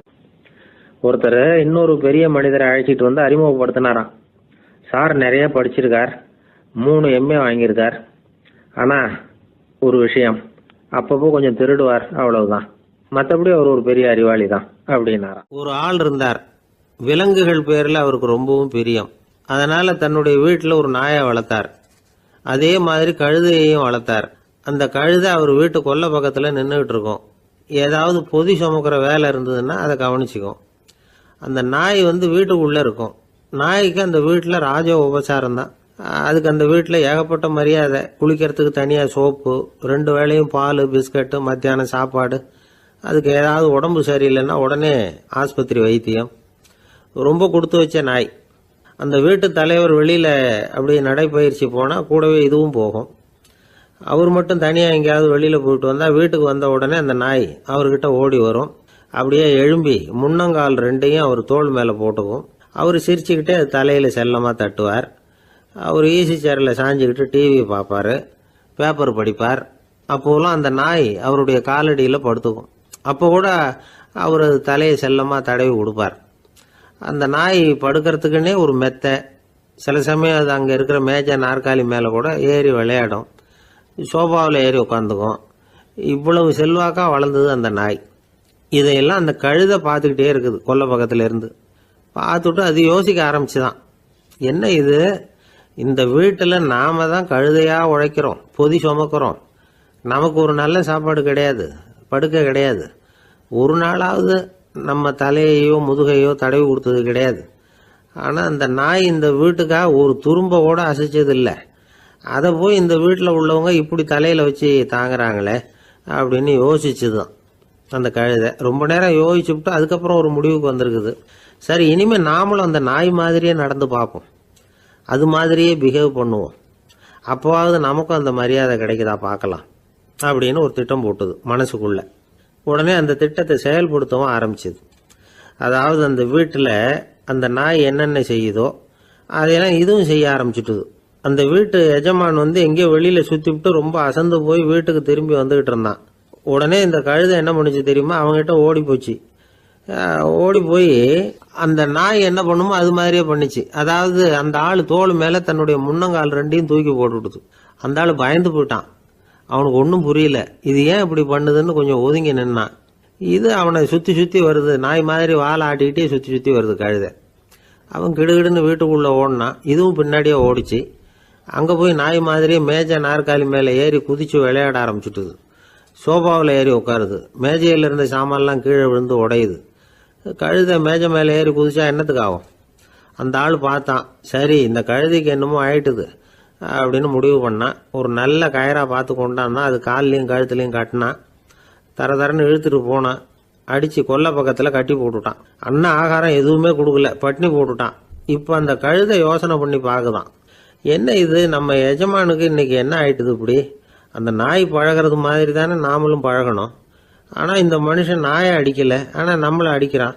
இப்படி கொண்டாந்து கட்டி போட்டானே, என்ன காரணமாக இருக்கும் அப்படின்னு யோசனை பண்ண ஆரம்பிச்சுட்டு தான் அந்த கழுதை. எதுக்கு இந்த கதைன்னா, இது மாதிரியே நாம கூட சில சமயம் யோசிக்கிறது உண்டாம். இயல்புலேருந்து மாறி நடக்க ஆரம்பிச்சிட்டோம்னா பல சமயங்களில் இப்படி யோசிக்கிறது மாதிரி தான் ஆயிடும். அதனால தான் ஒரு மனுஷன் எப்படி நடந்துக்கணுமோ அப்படி நடந்துக்கிட்டாதான் நமக்கு மரியாதை. வெறி நாய் கடிச்சுட்டா மனுஷன் அது மாதிரியே ஆயிடுறான் பார்த்தீங்களா, அவனோட இயல்பு மாறி போடுது. ஒருத்தனை பார்த்து இன்னொருத்தன் கேட்டானா, வெறி நாய் உன்னை கடிச்சுட்டா நீ என்ன பண்ணுவே அப்படின்னு கேட்டிருக்கான்.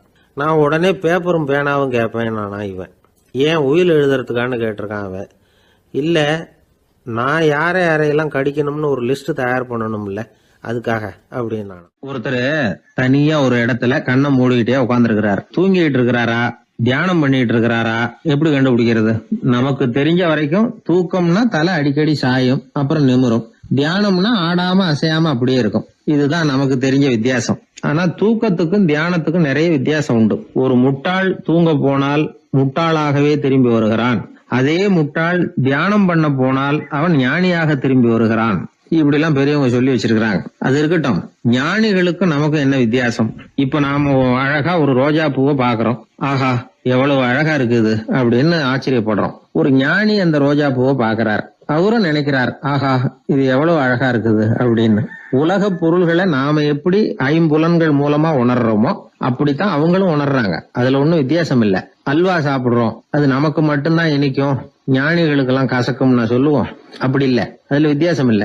அப்புறம் ஞானிகளுக்கும் நமக்கு என்னதான் வித்தியாசம்? அந்த வேறுபாடு எந்த கட்டத்துல ஆரம்பமாகுது அதை இப்ப பாப்போம். இப்ப மறுபடியும் அந்த ரோஜா பூ கிட்ட போவோம். ஞானி அதை பாக்குறார், ஆஹா எவ்வளவு அழகா இருக்குன்னு நினைக்கிறார். அதுக்கப்புறம் அதையே நினைக்கிறது இல்ல, வேற வேலையை பார்க்க போடுவார், அல்லது இயற்கையின் ஆற்றலை பத்தி நினைக்க ஆரம்பிச்சிருவார். அவ்வளவுதான். ஆனா நாம அப்படி செய்ய மாட்டோம். நாம என்ன செய்வோம் தெரியுமா? முதல்ல அந்த ரோஜா பூவை பார்ப்போம், ஆஹா எவ்வளவு அழகா இருக்குது இந்த ரோஜா பூன்னு நினைப்போம், அந்த அழகை ரசிப்போம். அப்புறம் இந்த மலர் நம்ம கிட்ட இருந்தா எவ்வளவு அழகா இருக்கும்னு நினைப்போம். அதுக்கப்புறம் அந்த மலர் நமக்கு வேணும்னு நினைப்போம். அதுக்கு அடுத்த கட்டம், அந்த மலர் இல்லைன்னா நம்மளால வாழ முடியாதுங்கிற நிலைமைக்கு வந்துருவோம். உடனே அந்த மலர் அடையறதுக்கு முயற்சி பண்ணுவோம். அதுக்கு யாராவது தடையா இருந்தா அவங்க மேல நமக்கு கோபம் வரும். அந்த கோபத்தின் காரணமா நம்ம விவேக புத்தியை இழந்துருவோம். யாருகிட்ட எப்படி நடந்துக்கணுங்கிறத மறந்துடுவோம். அதன் காரணமா ஞாபக மறதி ஏற்படும். அதாவது முன்பு விவேக புத்தி மழுங்கி இருந்ததுன்னா அது இப்ப அடியோட இல்லைங்கிற நிலைமை வந்துடும். அதன் காரணமா நம்ம புத்தியை இழந்துருவோம், கடைசியில அழிவோம். இந்த நிலைமை நமக்கு வந்துடக்கூடாதுன்னா அதுக்கு என்ன செய்யணும்? நமக்கு கெடுதல் செய்யக்கூடிய ஆசைகளை ஆரம்பத்திலேயே கிள்ளி எறிஞ்சிடணும். ஒரு விஷயம் என்ன தெரியுமா? எந்த ஆசைக்குமே முதல்ல வலு கிடையாது. அதை பத்தி நாம நினைக்கதான் அதுக்கு வலு உண்டாகுது. இளம் தளிரா இருந்தது இப்ப பெரிய மரமா ஆயிடுது. ஞானிகள் இந்த அளவுக்கு அதை வளர விடுறது இல்ல. அதுதான் நமக்கும் அவங்களுக்கும் உள்ள வித்தியாசம். ஒரு இளைஞன் கையில ஒரு குச்சியை வச்சுக்கிட்டு நடந்து போயிட்டு இருக்கிறான். இன்னொரு வயசானவர் கையில ஒரு குச்சியை வச்சுக்கிட்டு நடந்து போறார். அது அவருக்கு ஊன்றுகோல். அது இல்லைன்னா அவரால் நடக்க முடியாது. அது தவறி கீழே விழுந்தா அவரும் விழுந்துருவார். ஆனா அந்த இளைஞன் அப்படி இல்லை. அவனுடைய கைத்தடியை யாராவது எடுத்துட்டு போனா கூட அவன் கவலைப்பட மாட்டான். அவன் அந்த கைத்தடியை பயன்படுத்துறது மாதிரி தான் ஞானிகள் உலக பொருள்களை பயன்படுத்துறாங்க. ஆனா நம்ம மாதிரி சாதாரண ஆளுங்க அந்த வயசானவர் கைத்தடியை பயன்படுத்தினது மாதிரி உலக பொருள்களை பயன்படுத்துறோம். இதுதான் ஞானிகளுக்கும் நமக்கும் உள்ள வித்தியாசம். ஞானிங்கிறவர் பொருள்களை துறக்க மாட்டார், அதுகள் பேர்ல உள்ள பற்றுதலை தான் துறப்பார். எனக்கு தெரிஞ்ச ஞானி ஒருத்தர் இருக்கிறார். அவர் சொன்னார், 1988 ஜூன் மாதம் 1 தேதியை என்னால மறக்க முடியாதுன்னார். ஏன்னு கேட்டேன். அதுதான் எனக்கு ஞானம் வந்த நாள்னார். அப்படியா? ஆமா, அன்னைக்குதான் எனக்கு கல்யாணம் ஆச்சு, என் மனைவி பேரு ஞானம் அப்படின்னார். அதனால ஞானம் ஒவ்வொருத்தருக்கும் ஒவ்வொரு மாதிரி வரும். அதனால நாம ஞானிகளுடைய வாழ்க்கையை பார்த்து அவர்களை நெருங்க முடியுமான்னு பார்க்கணும். அந்த முயற்சி நமக்கு தேவை. அந்த வகையில நம்ம வாழ்க்கையை அமைத்து கொண்டால் வாழ்க்கையில படிப்படியா முன்னேறலாம், படிப்படியா வாழ்க்கையை அனுபவிக்க முடியும். ஒரு ஊர்ல ஒரு குரு இருந்தார். ஒரு நாள் அவரை தேடிட்டு ஒருத்தன் வந்தான். உனக்கு என்ன வேணும்னு கேட்டார் குரு. எனக்கு ஞான தெளிவு வேணும், அதுக்கு உங்க உபதேசம் எனக்கு தேவைன்னா. உபதேசம் வேணும்னா அதை பெற்றுக்கொள்ளுகிற அளவுக்கு தகுதி உள்ளவனா உன்னை தயார்படுத்திக்கணுமேன்னார். அதுக்கு நான் என்ன செய்யணும் சொல்லுங்கன்னா, முதல்ல நீ செய்ய வேண்டியது என்னன்னா, உங்ககிட்ட இருக்கிற எல்லா கெட்ட குணங்களையும் விட்டுட்டு 1 வருஷம் கழிச்சு வா, அப்புறம் பார்க்கலான்னார். அவ்வளவுதானே, சரின்னு சொல்லிவிட்டு அவன் போயிட்டான். 1 வருஷம் கழிச்சு வந்தான். அவன் அங்க வந்து சேர்ந்த சமயத்துல அந்த ஆசிரமத்தின் மண் தரைய ஒரு வேலைக்காரன் பெருக்கி சுத்தம் பண்ணிட்டு இருக்கிறான். அந்த மண் தரையிலிருந்து எழுந்த புழுதி அதிகமா இருந்தது. அது காத்துல கலந்தது. சீடனையே மறைக்கிற அளவுக்கு ஆயிட்டுது. ஒரே புழுதி மயம். சீடனுக்கு கோபம் வந்துட்டுது.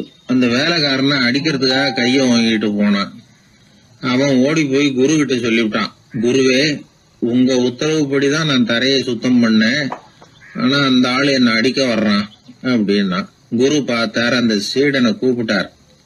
இத பாருப்பா, உன்னுடைய எண்ணங்கள்ல பாம்பு புகுந்துட்டுது, அதையெல்லாம் விரட்டி அடிச்சு விட்டு 1 வருஷம் கழிச்சு வா, அதுக்கப்புறம் பார்க்கலான்னுட்டார்.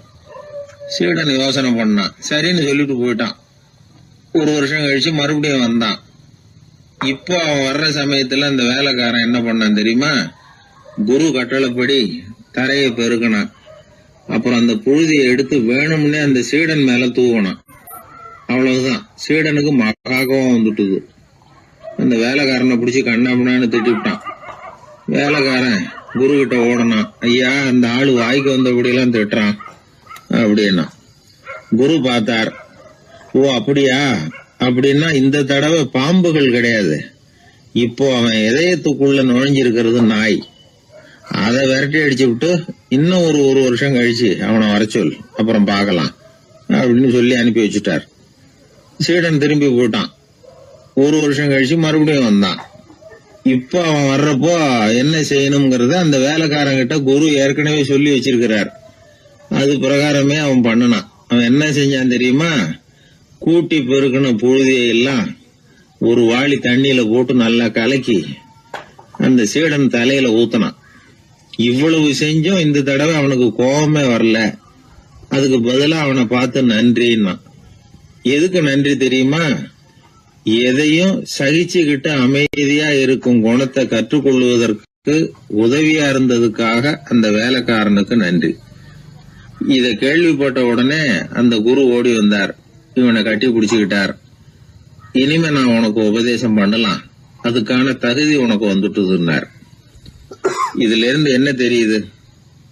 ஒருத்தர்கிட்ட உபதேசம் வாங்கணும்னா கூட அதுக்குன்னு ஒரு தகுதி நமக்கு தேவைப்படுது. சகிப்புத்தன்மை ஒவ்வொரு மனிதனுக்கும் தேவைதான். இந்த காலத்துல ஒரு குரு, அவரை தேடி ஒருத்தன் வந்தான். குரு அவனை நிமிர்ந்து பார்த்துட்டு சொன்னார், நீ முதல்ல சகிப்புத்தன்மையை வளர்த்துக்கிட்டு அதுக்கப்புறம் என்கிட்ட வாடினார். இவன் அவரை நிமிர்ந்து பார்த்துட்டு சொன்னான், குருவே, நான் உங்ககிட்ட வந்திருக்கிறதே சகிப்புத்தன்மையை வளர்த்துக்கிறதுக்காகத்தானே அப்படின்னு. ஒரு ஊர்ல ஒரு ராஜா இருந்தார். அவர் ஒரு நாள் காலையில அரண்மனையில மேல் மாடத்துல வந்து நின்றுகிட்டு இருந்தார். அப்போ ஒரு ஆள் வீதியில ரொம்ப வேகமா ஓடிக்கிட்டு இருக்கான். அதை ராஜா கவனிச்சார். அவன் மனசுல ஏதோ ஒரு தவிப்பு இருக்குங்கிறத புரிஞ்சுக்கிட்டார். உடனே அரண்மனை சேவகர்களை கூப்பிட்டார். அந்த ஆளை இங்க அழைச்சிட்டு வாங்க அப்படின்னார். இவங்க ஓடி போய் அந்த ஆளை அழைச்சிட்டு வந்தாங்க. மன்னர் முன்னாடி நிறுத்தினாங்க. மன்னர் அவனை நிமிர்ந்து பார்த்தார். எதுக்காக இவ்வளவு வேகமாக ஓடிக்கிட்டு இருக்கிற அப்படின்னு கேட்டார்.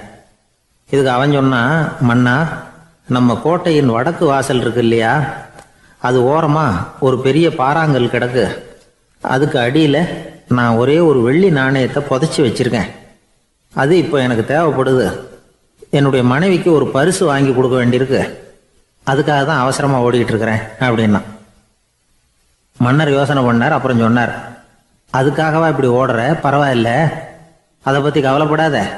நான் உனக்கு 10 வெள்ளி காசுகள் தர்றேன், வாங்கிட்டு திரும்பி போ அப்படின்னார். இவன் தலையை சொரிஞ்சான். மன்னா, நீங்கள் கொடுக்கறத ரொம்பவும் மகிழ்ச்சியோடு வாங்கிக்கிறேன். இருந்தாலும் அதுக்கப்புறம் அந்த வடக்கு வாசலுக்கு போய் அங்கே இருக்கிற ஒரு நாணயத்தையும் எடுத்துக்கிட்டு போயிடுறேனே அப்படின்னானா. இதை பாருப்பா, அந்த ஒரு நாணயத்தை மறந்துடு, உனக்கு 100 வெள்ளி நாணயங்கள் தரேன்னு இருக்கார். மன்னா, ரொம்ப மகிழ்ச்சி. உங்கள் மாதிரி தாராள குணம் வேற யாருக்கும் வராது. நீங்கள் கொடுக்குற 100 நாணயங்களையும் வாங்கிக்கிறேன். இருந்தாலும் வடக்கு வாசலுக்கு போய் அதையும் எடுத்துக்கிட்டா 101 ஆயிடுமே அப்படின்னானா. இதை பாருப்பா, அந்த ஒரு நாணயத்தை மறந்துடு, அது எக்கேடாவது கெட்டு போகட்டும். நான் உனக்கு 100 பொற்காசுகள் தரேன், அதையாவது வாங்கிட்டு வந்த வழியிலேயே திரும்பி போடுன்னாரான். தங்க நாணயங்களே தரேன்னு சொல்கிறீங்க, தாராளமாக வாங்கிக்கிறேன். இருந்தாலும் வடக்கு வாசலுக்கு போய் அப்படின்னு மறுபடியும் ஆரம்பித்தான். அரசர் பொறுமை இழந்துட்டார். கடைசியாக ஒரு முடிவுக்கு வந்துட்டார். இதை பாருப்பா, உனக்கு என்னுடைய ராஜ்யத்திலேயே பாதியை கொடுத்துட்றேன், அப்படியாவது திருப்தியாக திரும்பி போ அப்படின்னாரான். மன்னா, உங்களுடைய பெருந்தன்மைக்கு ஈடு இணையே கிடையாது. தேசத்திலேயே பாதி பிரித்து கொடுக்குறேன்னு சொல்கிறீங்க. அதனால் உங்ககிட்ட ஒரு சின்ன வேண்டுகோள் அப்படின்னானா. சொல்லுன்னாராம் மன்னர் ஆர்வமா. இவன் மெதுவாக ஆரம்பித்தான். அப்படி இந்த ராஜ்யத்தை 2ஆ பிரிக்கிறப்போ அந்த வடக்கு வாசல் இருக்கிற பக்கத்தை என்கிட்டயே கொடுத்துருங்கோ அப்படின்னானா. மன்னர் அசந்து போயிட்டார். இந்த கதை எதுக்காகன்னு கேட்டால், மனம்ங்கிறது ஒரு குரங்குங்கிறத புரிஞ்சுக்கிறதுக்காகத்தான். உன்னை பிடிச்சிக்கிட்டா லேசில் விடாது. அப்படிப்பட்ட மனசை அறிவு தான் வழி நடத்தணும். அதில் தான் வாழ்க்கையின் வெற்றி அடங்கியிருக்குது. ஒரு சின்ன பையன் தெருவில் அழுதுகிட்டு இருந்தான். ஏன்பா அழுவுறேன்னு ஒரு பெரியவர் கேட்டார். 1 ரூபா காசை இங்கே தொலைச்சுட்டேன் அப்படின்னா. சரி, அதுக்காக அழாத, அதுக்கு பதிலாக 10 ரூபா தரேன், இந்தா வச்சுக்கோன்னு கொடுத்தாரு. அந்த 10 ரூபாயை வாங்கி சட்டப்பையில் போட்டுக்கிட்டு அதை விட அதிகமாக சத்தம் போட்டு அழ ஆரம்பிச்சுட்டான். மறுபடியும் ஏன்டா அழறேன்னு கேட்டார் பெரியவர். அந்த 1 ரூபாயும் கிடைச்சிட்டுதுன்னா இப்போ என்கிட்ட 11 ரூபா இருக்குமே, இப்போ 10 ரூபா தானே இருக்கு அப்படின்னு சொல்லிவிட்டு அழறான். ஒரு பெரிய அரசன் இந்த உலகம் பூராவையும் ஆண்டுகிட்டு இருந்தான். ரொம்ப காலம் அப்படி அரசாட்சி பண்ணிக்கிட்டு இருந்தான். திடீர்னு அவனுக்கும் சில எதிரிகள் முளைச்சாங்க. அவங்கெல்லாம் ஒன்று சேர்ந்து இவனை தோற்கடிச்சுட்டாங்க. தோற்று போனதும் இவனுக்கு பயம் வந்துட்டுது, எங்கே எதிரிகள் நம்ம கொண்டுடுவாங்களோ அப்படின்னு. வெளியில் வந்தால் தனக்கு ஆபத்துன்னு பயந்துக்கிட்டு யாருக்கும் தெரியாமல் ஒரு குகைக்குள்ளே போய் பதுங்கி கிடக்கிறான். நிலைமையை பாருங்கள். முதல் நாள் அரண்மனையில் அதிகாரம் பண்ணிக்கிட்டு இருந்தவன் மறுநாள் குகையில் பயந்து போய் பதுங்கி கிடக்கிறான். ராத்திரி நேரம் வந்தது, பசி வயத்தை கிள்ளுது, பிச்சை எடுத்து சாப்பிட வேண்டிய நிலைமை. பிச்சை எடுக்கிறதுக்கு பாத்திரம் வேணுமே, என்ன பண்ணுறது அப்படின்னு அங்கேயும் இங்கேயும் பார்க்குறான். ஒரு மூலையில் யாரோ விட்டுட்டு போன ஒரு ஓடு கிடக்குது. அதை எடுத்துக்கிட்டு புறப்பட்டான். இருட்டில் வழி புரியல. ஏதோ ஒரு யூகத்தில் காலை மெதுவாக எடுத்து வச்சு நடந்து போயிட்டுருக்கிறான். வழியில் ஒரு கருப்பு நாய் படுத்து கிடந்தது. இருட்டில் அவன் இது கண்ணுக்கு சரியாக தெரியல. அவனுக்கு தவறி போய் காலை வச்சுட்டான். அது மேலே நாய் சும்மா இருக்குமா, வள்ளுன்னு விழுந்து கடிச்சு விட்டுது. காலை பார்க்குறான், காலத்தையும் நினச்சி பார்க்குறான். அரண்மனையில் வீரக்கழல் அணிந்த காலை உடைய மன்னா அப்படின்னு புகழ்வாங்களே புலவர்கள்லாம். ஆனால் அது இன்றைக்கி நாய் கடித்த காலம் ஆகிட்டுதே அப்படின்னு நினைக்கிறான். அது மட்டும் இல்லை, முன்னாடியெல்லாம் பொற்கிண்ணங்களில் தான் அவன் சாப்பிடுவான். ஆனால் இப்போது உடஞ்சி போன ஓட்டு, அது ஓட்டை கையில் வச்சுக்கிட்டு நிற்கிறான். அதில் யாராவது சாப்பாடு போடுவாங்களான்னு. முன்னாடியெல்லாம் நிறைய பேர் அரண்மனைக்கு வருவாங்க. அரசருக்கு காணிக்கைன்னு சொல்லி இவன் காலடியில் கொண்டாந்து கொட்டுவாங்க. அப்போலாம் இவன் அந்த ஜனங்களுடைய முகத்தை திரும்பி கூட பார்க்கறதில்ல. ரொம்ப கர்வமாக உட்காந்துருப்பான். அதே ஆள் இன்றைக்கி எல்லார் கண்ணுலேயும் படுறது மாதிரி பிச்சை எடுத்துக்கிட்டு இருக்கிறான். அப்போலாம் காணிக்கைகளை தன்னுடைய கையால் வாங்கிறது தனக்கு கௌரவ குறைச்சல்னு நினச்சி தன்னுடைய வேலைக்காரங்களை விட்டு தான் அதை வாங்க சொல்லுவான். இப்போ பார்த்திங்கன்னா அவனே தன் கையாலேயே பிச்சை வாங்குறான். நினச்சி பாருங்கள், அந்த மனுஷன் முதல் நாள் அரசன், மறுநாள் பிச்சைக்காரன். எவ்வளோ வித்தியாசம்! செல்வம் தான் இப்படி ஒரு வித்தியாசம் ஏற்படுறதுக்கு காரணம். அப்படிப்பட்ட செல்வம் வாழ்க்கையை நடத்துறதுக்கு நமக்கு தேவை தான். ஆனால் அதையே நாம் அடைய வேண்டிய பயனாக நினைக்கிறோம் பாருங்க, அதுதான் வேடிக்கை. இதை நம்மாழ்வார் அழகாக ஒரு பாசுரத்தில் சொல்கிறார். ஒரு நாயகமாய் ஓட உலகுடன் ஆண்டவர் கருணாய் கவர்ந்த காலர் சிதைகிய பானையர் பெருநாடு காண இம்மையிலே பிச்சைதாம் கொள்வர் திருநாரணன் தாழ் காலம் பெற சிந்தித்து உய்மினோ அப்படிங்கிறார் நம்மாழ்வார். ஒரு பெரிய பணக்காரர் ஒரு துறவிகிட்ட போய், சாமி என்கிட்ட நிறைய பணம் இருக்குது, இருந்தாலும் நிம்மதி இல்லை, என்னால் நிம்மதியாக இருக்க முடியல, என்ன காரணம்னு கேட்டாராம். உடனே அந்த துறவி இதுக்கு நேரடியாக பதில் சொல்லாமல் பக்கத்தில் நின்றுக்கிட்டு இருந்த ஒரு குழந்தைய கூப்பிட்டார். அது ஓடியாந்தது. ஒரு ஆப்பிள் பழத்தை எடுத்து அது கையில் கொடுத்தார். அதை வாங்கிக்கிட்டு குழந்தை சிரிச்சுது. இன்னொரு பழத்தை எடுத்து கொடுத்தார். அதை இன்னொரு கையில் வாங்கிட்டு சிரிச்சுது. மூணாவது ஆப்பிள் எடுத்து கொடுத்தார். 2 பழத்தையும் நெஞ்சில் அணைச்சிக்கிட்டு 3வது பழத்தையும் வாங்கிறதுக்கு முயற்சி பண்ணிச்சு. ஆனால் அது உடனே நழுவி கீழே விழுந்து உருண்டு ஓடிச்சு. ஏற்கனவே இருந்ததும் விழுந்துட்டுது. இப்போ அந்த குழந்தை அழ ஆரம்பிச்சுட்டுது. இப்போ அந்த துறவி பணக்காரர்கிட்ட சொன்னாராம், குழந்தைய கவனிச்சியா, 2 ஆப்பிள் போதும்னு அது நினச்சிருந்தா இப்போ அது அழ வேண்டிய அவசியம் வந்திருக்குமா அப்படின்னாராம். எதுவுமே அளவுக்கு மிஞ்சினா துன்பந்தான். இந்த காலத்தில் இதெல்லாம் யார் காதில் வாங்குறாங்க? ஒருத்தனை நல்ல வழிக்கு கொண்டு வரணும்னு நினச்சி அவனை கூப்பிட்டு உட்கார வச்சு இந்த கதையை சொல்லிகிட்டு இருந்தாங்க. சொல்லிவிட்டு அந்த குழந்தை செஞ்சது தப்பு தானே அப்படின்னு கேட்டிருக்கிறாங்க. ஆமாம், தப்பு தான், நானாக இருந்தால் அப்படி செஞ்சுருக்க மாட்டேன் நானா இவன். 2 பழமே போதும்னு சொல்லியிருப்பியா அப்படின்னு கேட்டிருக்காங்க. அப்படி இல்லைங்க, அவர் கொடுக்க கொடுக்க ஒவ்வொரு பழமாக வாங்கி பின்னாடி வச்சுட்டு மறுபடியும் கையை நீட்டுவேன் அப்படிங்கிறானா. இவெல்லாம் எந்த காலத்தில் திருந்துறது? ஒரு நாள் காலை நேரம் ஒரு குரு படுக்கையை விட்டு எழுந்திருக்கிறார். உடனே சீடர்களை பார்த்து எல்லாரும் இப்படி வாங்கங்கிறார். எல்லாரும் வர்றாங்க வேகமாக. என்னங்க வேணும் உங்களுக்கு அப்படிங்கிற மாதிரி எல்லாரும் குருவை பார்த்தாங்க பயபக்தியோட. குரு அந்த சீடர்களை பார்த்து, இதை பாருங்கள், இப்போ நான் ஒரு சிக்கலான விவகாரத்தில் மாட்டிக்கிட்டு இருக்கிறேன், அதை நீங்கள் தீர்த்து வச்சா நல்லதுன்னார். சீடர்களுக்கு ஒன்றும் புரியல. என்ன இது இவர் இப்படி சொல்கிறாரு? நமக்குள்ள எல்லா விவகாரங்களையும் தீர்த்து வைக்கிறவர் நம்ம குருநாதர், அவருடைய விவகாரத்தை நாம் தீர்த்து வைக்கிறதா? ஆச்சரியமாக இருக்குதே, குருநாதருக்கே சிக்கலா அப்படின்னு யோசனை பண்ண ஆரம்பித்தாங்க. இருந்தாலும் ரொம்ப பணிவாக கேட்டாங்க, சுவாமி உங்களுக்கே சிக்கலா? இந்த உலகத்து சிக்கல்களுக்கும் சிரமங்களுக்கும் அப்பாற்பட்டவர் அல்லவா தாங்கள், அப்படிப்பட்ட உங்களுக்கு சிக்கல்னா அது எப்படி அப்படின்னாங்க. எனக்கு ஏற்பட்டிருக்கிற சிக்கல் அவ்வளவு பெருசு, ரொம்ப பெரிய விவகாரம் அது அப்படின்னார் குரு. கொஞ்சம் விவரமாக சொல்லுங்க அப்படின்னாங்க இவங்க. இப்போ அந்த குரு விவரத்தை சொன்னார். அதாவது நேற்று ராத்திரி நான் ஒரு கனவு கண்டேன். அந்த கனவில் நான் ஒரு பட்டாம்பூச்சியாக மாறிட்டேன். அப்படி மாறி ஒவ்வொரு மலராக பறந்து போய் உட்காந்து தேன் சாப்பிட்டேன் அப்படின்னார். சீடர்கள் இதை கேட்டதும் ரொம்ப திகைச்சு போயிட்டாங்க. என்ன இது, இது ஒரு பெரிய பிரச்சனையா? ஒரு சாதாரண கனவு கண்டதுக்காகவா இந்த காலை வேளையில் நம்மளையெல்லாம் குருநாதர் இவ்வளவு அவசரமாக கூப்பிட்டுருக்கார் அப்படின்னு நினச்சாங்க. இருந்தாலும் கேட்டாங்க, இதில் என்ன சிக்கல் சுவாமி? கனவுங்கிறது எல்லாருக்கும் வரத்தானே செய்யும் அப்படின்னார் ஒரு சீடர். சீடர்களே, பிரச்சனை அது இல்லை. நான் இன்னைக்கு காலையில் கண்ணு முழிச்சு பார்த்தப்போ நான் நானாக மறுபடியும் மாறிட்டேங்கிறத தெரிஞ்சுக்கிட்டேன். இதில் சிக்கல் என்னன்னா, இப்போ அந்த பட்டாம்பூச்சி தான் நானாக ஆயிட்டதாக கனவு கண்டுகிட்டு இருக்கா அப்படிங்கிறது தான். ஒரு மனுஷன் பட்டாம்பூச்சி ஆகிறதாக கனவு காண முடியுங்கிறப்போ அந்த பட்டாம்பூச்சியும் மனுஷனாக ஆகிறதாக கனவு காண முடியும் இல்லையா? இப்போ எனக்கு யதார்த்த நிலை தெரியணும், எது நிஜம்னு தெரியணும். நேற்று ராத்திரி நான் கண்டது கனவா, அல்லது இது பட்டாம்பூச்சி கண்டுகிட்டு இருக்கிற கனவா? இதுதான் குரு கேட்ட கேள்வி. இதை கேட்டதும் சீடர்கள் ரொம்ப குழம்பி போயிட்டாங்க. சுவாமி, இது வரைக்கும் நாங்கள் தூங்குறப்ப பார்க்கறது கனவுன்னும் மூழ்கிட்டு இருக்கிறப்ப பார்க்கறது நனவுன்னு நம்பிக்கிட்டு இருக்கிறோம். இப்போ எங்களை ரொம்ப குழப்பிட்டீங்க, இதுக்கு பதில் சொல்ல எங்களுக்கு சக்தி இல்லை அப்படின்னு சொல்லிவிட்டாங்களாம். அதுக்கப்புறம் அந்த குரு சொன்னாராம், நினைவு தான் முக்கியமான அம்சம். முடிவு கட்டம்னா பகலின் நினைவுகளை விட இரவின் கனவுகளே ரொம்ப உண்மை. ஒருத்தன் தூங்க போனால் தூங்கிக்கிட்டே இருந்தால் அவன் காணும் கனவு பொய்ங்கிறத அவன் உணர மாட்டான். ஒவ்வொரு கனவும் காணும் பொழுது அது ரொம்ப உண்மையாக தான் தெரியுது. ஒரு கனவு கூட உண்மை இல்லைன்னு கனவுல தோன்றுவதே இல்லை அப்படின்னார் குரு. அகில வாழ்வு அத்தனையும் சொற்பனம் கண்டாய் அப்படிங்கிறார் தாயுமானவர். ஆகையினால நம்ம கனவுலேருந்து நாம் என்னைக்கு முழிச்சிக்க போகிறோம் அப்படிங்கிறது தான் ஒரு முக்கியமான கேள்வி. ஒருத்தர் வந்தார், காலில் கட்டோடு வந்தார். என்னங்க காலில் கட்டுன்னு? சார், நேற்று ராத்திரி தூக்கத்தில் எங்கள் வீட்டு கூரையில் ஏணியை சாத்தி வச்சு இறங்கினப்போ வழுக்கி விழுந்து காலை உடச்சிக்கிட்டேன்னார்.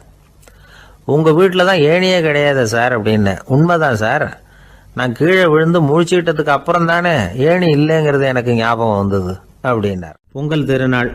பொங்கல் திருநாள்னா இது ஏதோ அறுவடை திருநாள் அப்படின்னு சொல்லுவோம். அதாவது வருஷம் பூரா நாம் பாடுபட்டு அதனுடைய பலனை அனுபவிக்கிற நாள் அப்படிங்கிறது நாம் சொல்லிகிட்டு இருக்கிறது. இது முக்கியமாக இது ஒரு நன்றி அறிவிப்பு நாள் அப்படின்னு சொல்லுவாங்க. இன்றைக்கி நிறைய நன்றி அறிவிப்பு கூட்டம்லாம் நடந்துக்கிட்டு இருக்குல்ல, அது மாதிரி விவசாயிகள் நடத்துகிற ஒரு நன்றி அறிவிப்பு விழா இது. யாருக்கு நன்றி சொல்கிறாங்கன்னா ஆதவனுக்கு. அதாவது சூரியன் இல்லைன்னா விவசாயம் இல்லை. அதனால் ஆதவனுக்கு நன்றி செலுத்துகிற நாளாக இந்த பொங்கல் திருநாளை நாம் கொண்டாடுறோம். அதாவது இந்த பொங்கலில் விவசாயிகள்கிட்டேருந்து நிறைய பண்புகளை நாம் தெரிஞ்சுக்க வேண்டிய நாள் இது. விவசாயிகள் அவங்க விவசாயம் முன்னேறி இருக்கிற அளவுக்கு விவசாயிகளுடைய வாழ்க்கை தரம் முன்னேறலை. அந்த அளவுக்கு அவர்கள் நாட்டுக்காக உழைச்சிக்கிட்டு இருக்கிறாங்க. அந்த காலத்திலே அதை பற்றி ஒரு கதை சொல்கிறது உண்டு. ஒரு வயசான ஆள் நிலத்தில் ஏறு உழுதுகிட்டு இருந்தாராம். கிழிஞ்சு போன ஒரு சின்ன துண்டை தான் இடுப்பில் கட்டியிருந்தாராம். தலையில் ஒரு கந்தலை சுற்றி இருந்தார். உடம்பு பூரா சேரு, ரொம்ப ஏழை. ஏறு ஓட்டிகிட்டு இருக்கிறவர் வேறு எப்படி இருப்பார்? இருந்தாலும் அந்த ஆள் ரொம்ப ஜாலியாக பாட்டு பாடிக்கிட்டே ஏறு உழுதுகிட்டு இருந்தாராம். உடம்புல தான் அவர் ஏழையை தவிர மனசில் ஒரு ஏழையாக தெரியல. அந்த சமயத்தில் அந்த நாட்டு ராஜா அந்த பக்கமாக குதிரை மேலே வந்தாராம். வேட்டைக்கு போயிட்டு பரிவாரங்களோடு திரும்பி வந்துக்கிட்டு இருக்கிறார். ரொம்ப செல்வ செழிப்பில் இருக்கிற ராஜா அவர் இந்த வயசான விவசாயியை பார்த்துருக்கார். இந்த ஆள் ரொம்பவும் ஏழைங்கிறது அவர் பார்த்தாவே பளிச்சுன்னு தெரியுது. கட்டிக்கிறதுக்கு நல்ல துணி இல்லை, உடம்போ இழைச்சி போயிருக்குது, வயிறு முதுகில் போய் ஒட்டிக்கிட்டு இருக்கு, கண்ணு குழி விழுந்து போயிருக்குது. ஆனாலும் முகத்தை பார்த்தா சந்தோஷமாக இருக்கிற மாதிரி இருக்குது. இவ்வளோ உற்சாகமாக பாடிக்கிட்டு இருக்கிறாரே அப்படின்னு ஆச்சரியமாக நினச்சி பார்த்தார் அந்த ராஜா. சரி, அவர்கிட்ட கொஞ்சம் பேச்சு கொடுத்து பார்க்கலாம் அப்படின்னு முடிவு பண்ணார். ஐயா பெரியவரே, இப்படி கொஞ்சம் வர முடியுமான்னாராம். பொழுது போகிறதுக்குள்ளே நான் இந்த வயல் பூரா உழவு ஓட்டி ஆகணும், அதனால் பேசுகிறதுக்கு நேரம் இல்லை அப்படின்னாராம் அந்த பெரியவர். என்ன அவ்வளவு அவசரமாக? மீதி இருந்தால் நாளைக்கு உழுதக்கூடாதா? அது சரி, உனக்கு எத்தனை ஏக்கர் நிலம் இருக்குது அப்படின்னு விசாரிச்சிருக்கார் ராஜா. எனக்குன்னு சொந்தமாக உள்ளங்கை அளவு கூட நிலம் கிடையாது. இது எங்கள் முதலாளியோட நிலம். இதை பூராவும் உழுது முடித்தாதான் அவர் கூலி கொடுப்பார்.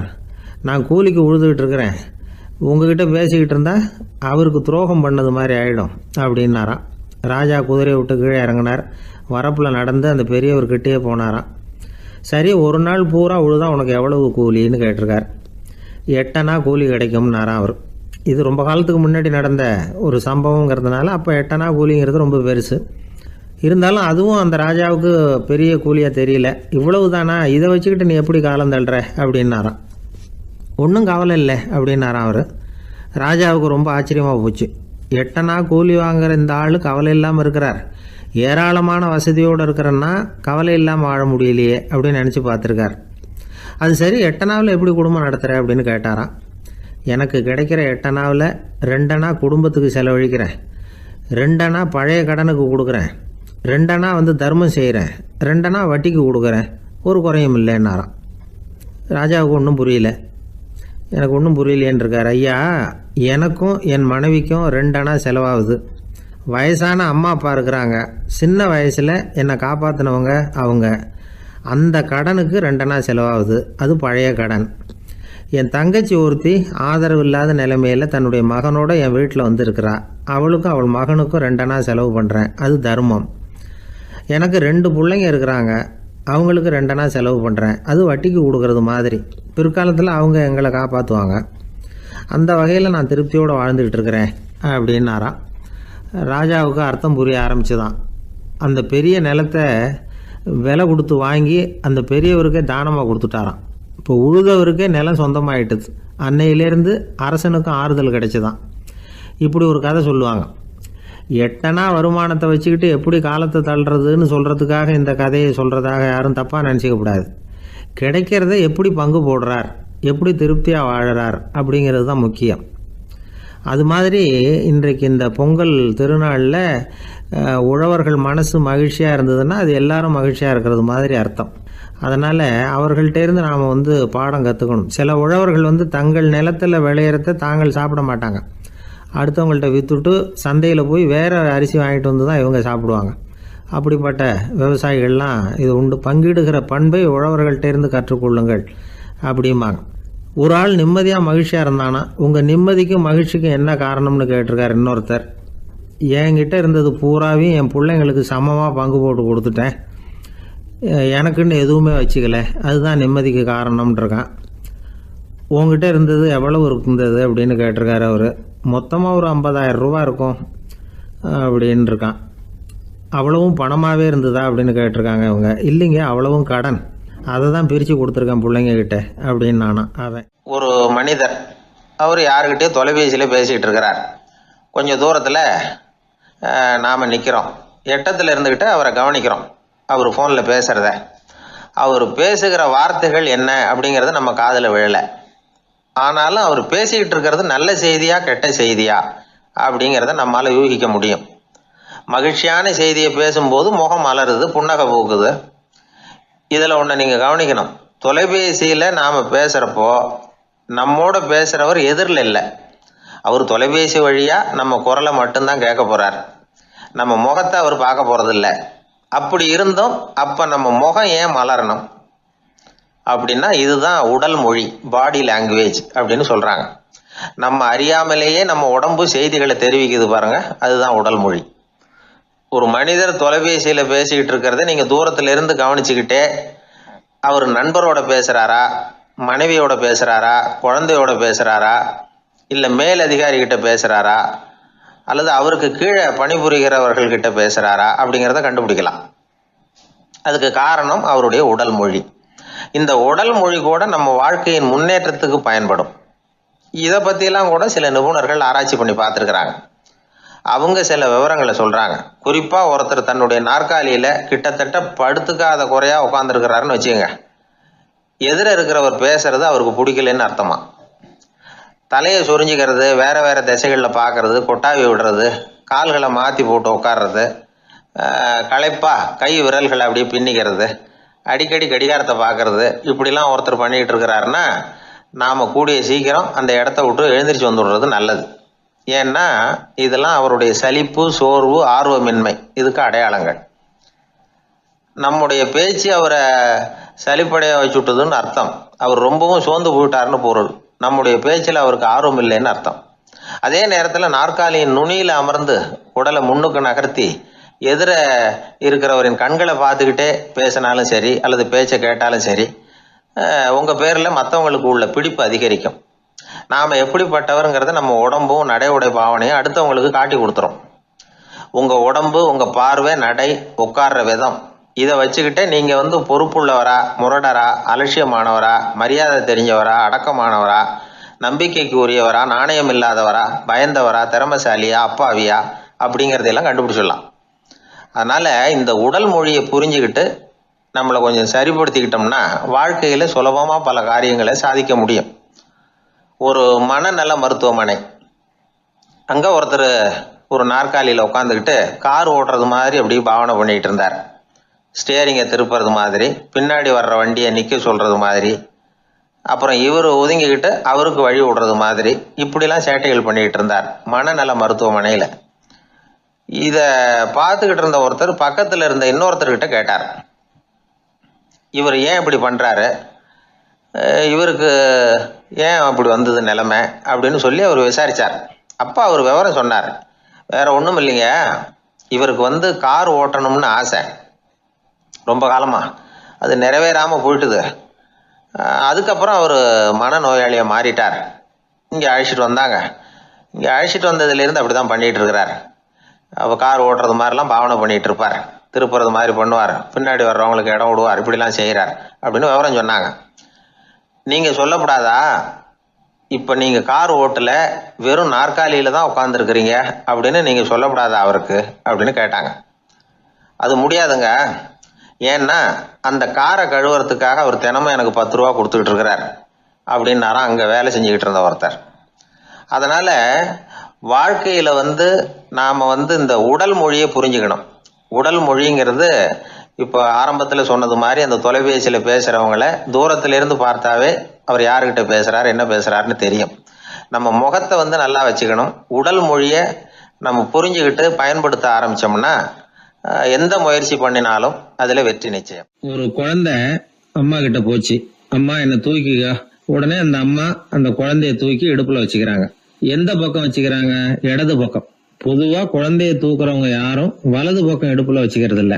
விவரம் தெரியாத சில ஆம்பளைகளை அப்படி தூக்கி வச்சுக்கிட்டு அலையிறது உண்டு.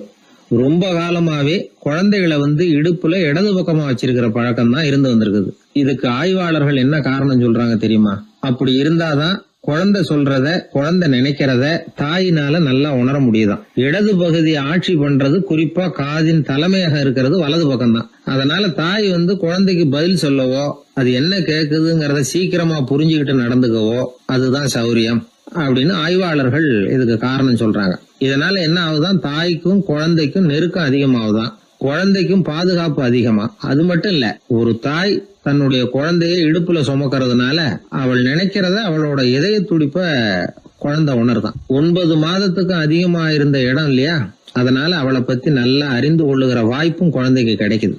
நம்ம முன்னோர்கள் ரொம்ப காலத்துக்கு முன்னாடியே வலது கையை பார்க்க ஆரம்பிச்சிட்டாங்களாம். அவங்க பயன்படுத்திய கல் ஆயுதங்கள்லாம் வலது பக்கமா தான் தீட்டப்பட்டிருக்குது. அதுல இருந்து நமக்கு என்ன தெரியுதுன்னா வலது கையை தான் உபயோகப்படுத்தி இருக்கிறாங்கிறது தெரியுது. இப்படி எல்லாம் இருந்தா கூட இன்னைக்கு நம்மள 10ல் ஒருத்தருக்கு ஒரு பழக்கம் உண்டு, அது இடது கை பழக்கம். ஆனாலும் 2 கைகளும் ஒற்றுமையா இருக்கிறதுக்கு தான் ரொம்பவும் முயற்சி பண்ணுதான். இப்போ வலது கை பழக்கம் உள்ளவங்க பேசுறதுக்கு எழுதுறதுக்கு செயல்படுத்துற தலைமையகம் தலையின் பின்புறம் பிடரியில் இருக்குது. இடது கை பழக்கம் உள்ளவங்களுக்கு மூளையில 2 பக்கங்கள்லயும் தலைமையகம் இருக்குது. இது விஞ்ஞானிகள் சொல்றது. எத்தனையோ மேதைகள் இடது கை பழக்கம் உள்ளவங்களா இருந்திருக்கிறாங்க. அமெரிக்க மேதை பெஞ்சமின் பிராங்க்லின், இத்தாலிய ஓவியர் லியோனார்டோ டாவின்சி, இப்படி நிறைய பேர் இருந்திருக்கிறாங்க, இப்போ இருக்கிறாங்க. காலங்காலமா இயல்பாவே இடது கை பழக்கம் இருந்து வந்திருக்குது. அப்படி இருக்கிறப்போ வலது கை எப்போ இடது கைய வென்றது, ஜெயிச்சது அப்படிங்கிற விவரம் இன்னமும் யாருக்குமே புரியல, ஆய்வாளர்களுக்கும் புரியல. அவங்களும் யோசிச்சுக்கிட்டு இருக்கிறாங்க. உலகம் இடது பக்கமா தான் சுத்துது. வானத்துல இருக்கிற வெள்ளி வீதி, அப்புறம் அணுவுல இருக்கிற துணுக்குகள், உடம்புல இருக்கிற அமினோ அமிலம், இப்படி எல்லாமே இடதுபுறமா தான் இயங்கிட்டு இருக்குது. இவ்வளவு செய்திகள் இடது கைக்கு ஆதரவா இருக்கிறப்போ அது எப்படி வலது கை கிட்ட ஏமாந்தது அப்படிங்கிற ரகசியம் இன்னமும் யாருக்கும் தெரியலையா. இது சம்பந்தமா ஆராய்ச்சி பண்றவங்களுக்கு இது இன்னமும் ஒரு பிரச்சனையா தான் இருக்குதான். இப்படி இடது கை ஒதுங்கிட்டதுனால இப்பெல்லாம் வலது கைக்கு தான் மரியாதை அதிகமா போச்சு. ஒரு ஆசாமி இடது கையில கட்டு போட்டுட்டு வந்தானா, கையில என்னப்பா கட்டுன்னு விசாரிச்சிருக்கிறார் ஒருத்தர். ஒரு இயந்திரத்தை பிரிச்சு ரிப்பேர் பார்த்துக்கிட்டு இருந்தேன், மறுபடியும் அதை ஓட விட்டு பாக்குறப்போ இடது கை விரல் மாட்டிக்கிட்டது, அதுதான் கட்டு அப்படின்னு இருக்கான். நல்ல வேளை வலது கை மாட்டி இருந்தா உன்னால சாப்பிட கூட கஷ்டமா போயிருக்குமே அவர். இதுக்கு அவன் சொன்னானா, முதல்ல வலது கை தாங்க மாட்டிக்க இருந்தது, நான் தான் உடனே புத்திசாலித்தனமா அதை இழுத்துக்கிட்டு இடது கையை கொடுத்தேன் அப்படின்னு இருக்கான். இவன் எப்பேற்பட்ட புத்திசாலி பாருங்க. இந்த வலது கை இடது கைங்கிறத பத்தி அறிவியல் ஆராய்ச்சி ஒரு பக்கம் இருந்தாலும் கை சுத்தமா இருக்கணும், இது வாழ்க்கைக்கு முக்கியம். உண்மை, உழைப்பு, நேர்மை இதெல்லாம் இருந்தாதான் வாழ்க்கையில முன்னேற முடியும். அதனால இந்த இடது கை பழக்கம் வலது கை பழக்கம் எது எப்படி இருந்தாலும் அது ஒருத்தருடைய புத்திசாலித்தனத்தை பாதிக்கிறது இல்ல. அதனால வாழ்க்கையில முன்னேறதுக்கு இது ஒரு இடைஞ்சலா இருக்கிறது இல்ல. நாம நம்ம உடம்பையும் புரிஞ்சுக்குவோம், மனசையும் புரிஞ்சுக்குவோம். அப்படி புரிந்து கொண்டு வாழ்க்கையில முன்னேறுவோம். ஒரு கோவில்ல ஆன்மீக சொற்பொழிவு நடந்துகிட்டு இருக்குது. ஒரு பெரியவர் பேசிக்கிட்டு இருக்கார். கடவுளை பத்தியும் சொர்க்கத்தை பத்தியும் மனுஷனை பத்தியும் அவர் விவரமா பேசுறார். எல்லாரும் உட்கார்ந்து கேக்குறாங்க. அந்த கூட்டத்துல ஒரு தத்துவ ஞானியும் உட்கார்ந்து இருக்கிறார். அவரு அவருடைய நண்பர். பேசி முடிச்சதும் அந்த பெரியவர் மேடையை விட்டு இறங்கினார். நேரா அந்த தத்துவ ஞானி கிட்ட வந்தார். எப்படி இருந்தது என்னுடைய பேச்சு அப்படின்னு கேட்டார். நீங்க பேசினது ஒண்ணுக்கு ஒண்ணு முரண்பாடா தெரிஞ்சது அப்படின்னாரா இவரு. நான் என்ன அப்படி தப்பா பேசிவிட்டேன் அப்படின்னாரா அவரு. கடவுளை நம்புகிறவன் சொர்க்கத்துக்கு போவான்னு சொன்னீங்க, அப்புறம் நல்ல விதமா வாழறவன் சொர்க்கத்துக்கு போவான்னு சொன்னீங்க அப்படின்னாராம். இதுல என்ன முரண்பாடுன்னு கேட்டிருக்காரு அவர்.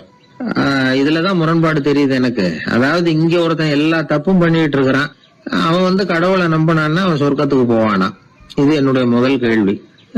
இல்லைன்னா ஒருத்தன் எந்த தப்பும் பண்ணல, ரொம்ப ஒழுங்கா வாழ்ந்துகிட்டு இருக்கிறான், ஆனா அவன் கடவுளை நம்பல, அவன் என்ன நரகத்துக்கு தான் போவானா.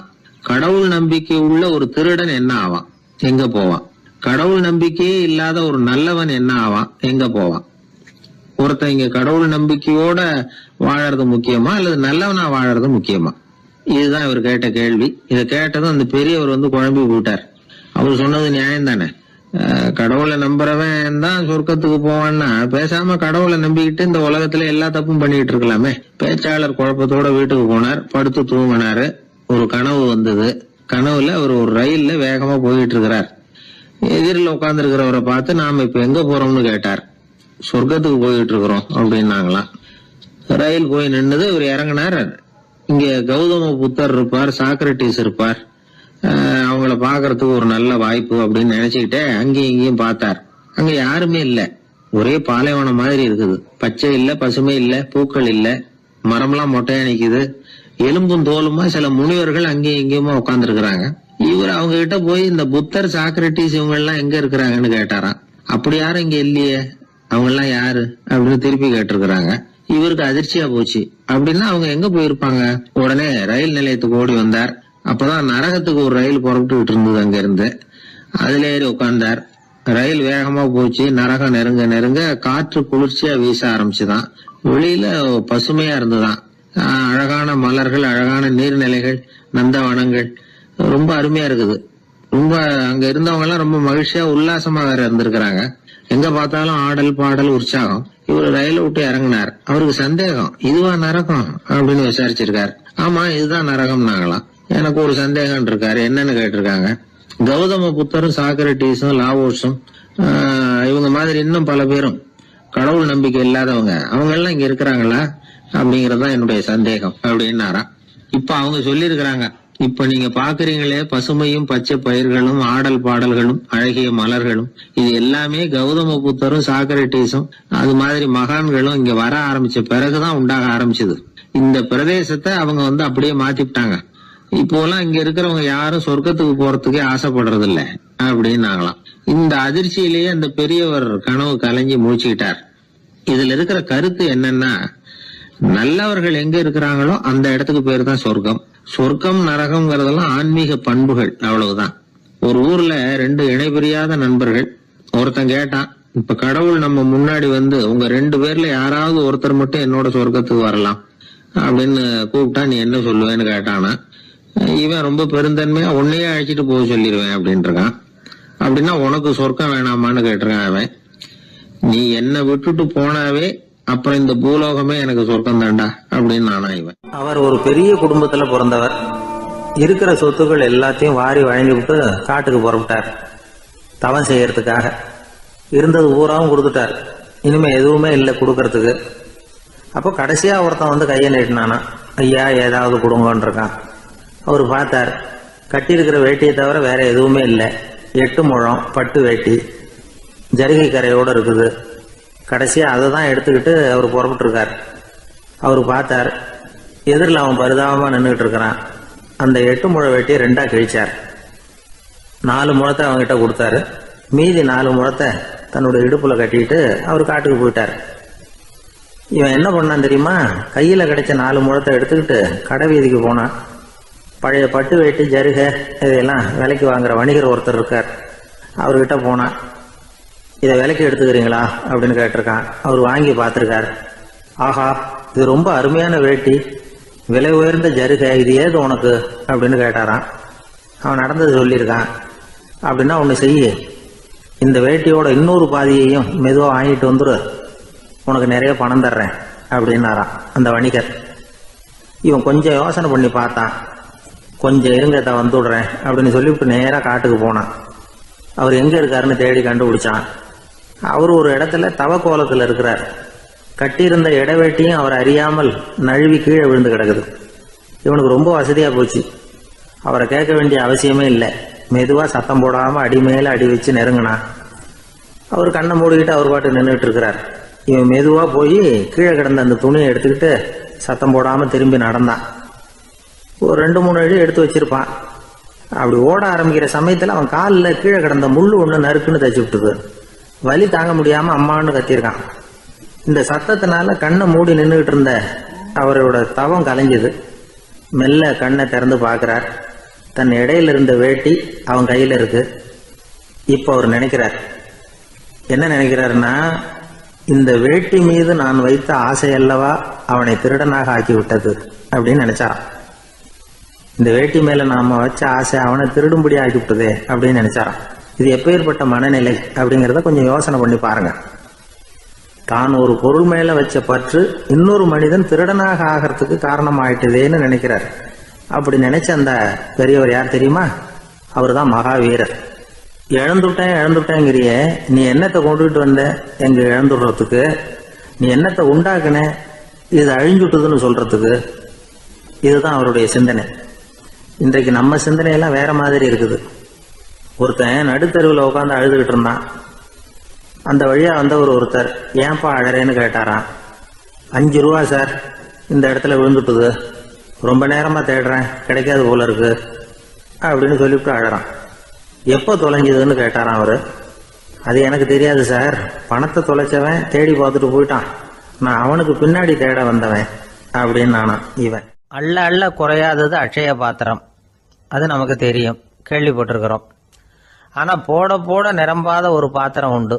அது என்ன தெரியுமா? நம்மள பல பேர்கிட்ட அந்த பாத்திரம் உண்டு. அதுதான் பேராசை அப்படிங்கிற பாத்திரம். அதை நிறைவு செய்யவே முடியாது. பேராசையை பத்தி சுஃபி இலக்கியத்துல ஒரு பிரபலமான கதை உண்டாம். அதை ஒரு பெரியவர் எடுத்து சொல்லியிருக்கிறார். ஒரு மன்னர் நகர்வலம் போயிட்டு இருக்கார். ஒரு பிச்சைக்காரன் மன்னர் எதிரில் வரான். பிச்சை போடுங்கிறான். என்னுடைய அமைதியை கெடுக்காதே போங்கிறார் மன்னர். அவன் சிரிக்கிறான். அரசே, உங்களுடைய அமைதி கெடக்கூடிய நிலையில் இருந்தா அதுக்கு பேர் அமைதியே கிடையாது அப்படின்னு ஆனா. எதிரில் நிக்கிறது வெறும் பிச்சைக்காரன் இல்லை, யோகி அப்படிங்கிறத மன்னர் புரிஞ்சுக்கிட்டார். துறவியே, உங்களுக்கு என்ன வேணும்னாலும் கேளுங்க, கொடுக்குறேன்னாராம். அந்த துறவி மறுபடியும் சிரிக்கிறார். அரசே, உங்களால் முடியாததையெல்லாம் கொடுக்க முடியும்னு சத்தியம் செய்யாதீங்க அப்படின்னார். மன்னருக்கு கோபம் வந்துட்டுது. என்ன இவர் இப்படி சொல்றாரு அப்படின்னு நினைச்சார். நகர்வலத்தை பாதியிலேயே நிறுத்தினார். வாங்க அரண்மனைக்குன்னார். துறவியை அழைச்சிக்கிட்டு அரண்மனைக்கு வந்துட்டார். துறவி தன்கிட்ட இருந்த பிச்சை பாத்திரத்தை நீட்டினார். இது நிறைய எனக்கு பொற்காசுகள் வேணும் அப்படின்னாராம். அவ்வளவுதானா, இது ஒரு பெரிய காரியமா அப்படின்னு கையை தட்டினாராம் மன்னர். ஒரு பெரிய தாம்பாளம் நிறைய பொற்காசுகள் சேர்ந்தது. அதை அள்ளி போட்டார். போட போட அந்த பிச்சை பாத்திரம் நிரம்பவே இல்லை. பொற்காசுகள் போட போட அவ்வளவையும் உள்ள வாங்கிக்கிட்டே இருக்குது. அரசாங்க கஜானாவே காலி ஆயிட்டுது. மூட்டை மூட்டையா பொற்காசுகளை கொட்டி பார்த்துட்டாங்க. அது முழுங்கிக்கிட்டே இருக்குது. கடைசி வரைக்கும் அந்த பிச்சை பாத்திரம் நிரம்பவே இல்லை. அரசர்கிட்ட இருந்த கர்வம் போயிட்டுது. அப்படியே பொத்துன்னு துறவி காலில் விழுந்தார். அப்போ அந்த துறவி சொன்னாராம், மன்னா, இந்த பிச்சை பாத்திரத்தை உங்களால மட்டும் இல்லை, வேற யாராலையும் நிரப்ப முடியாது.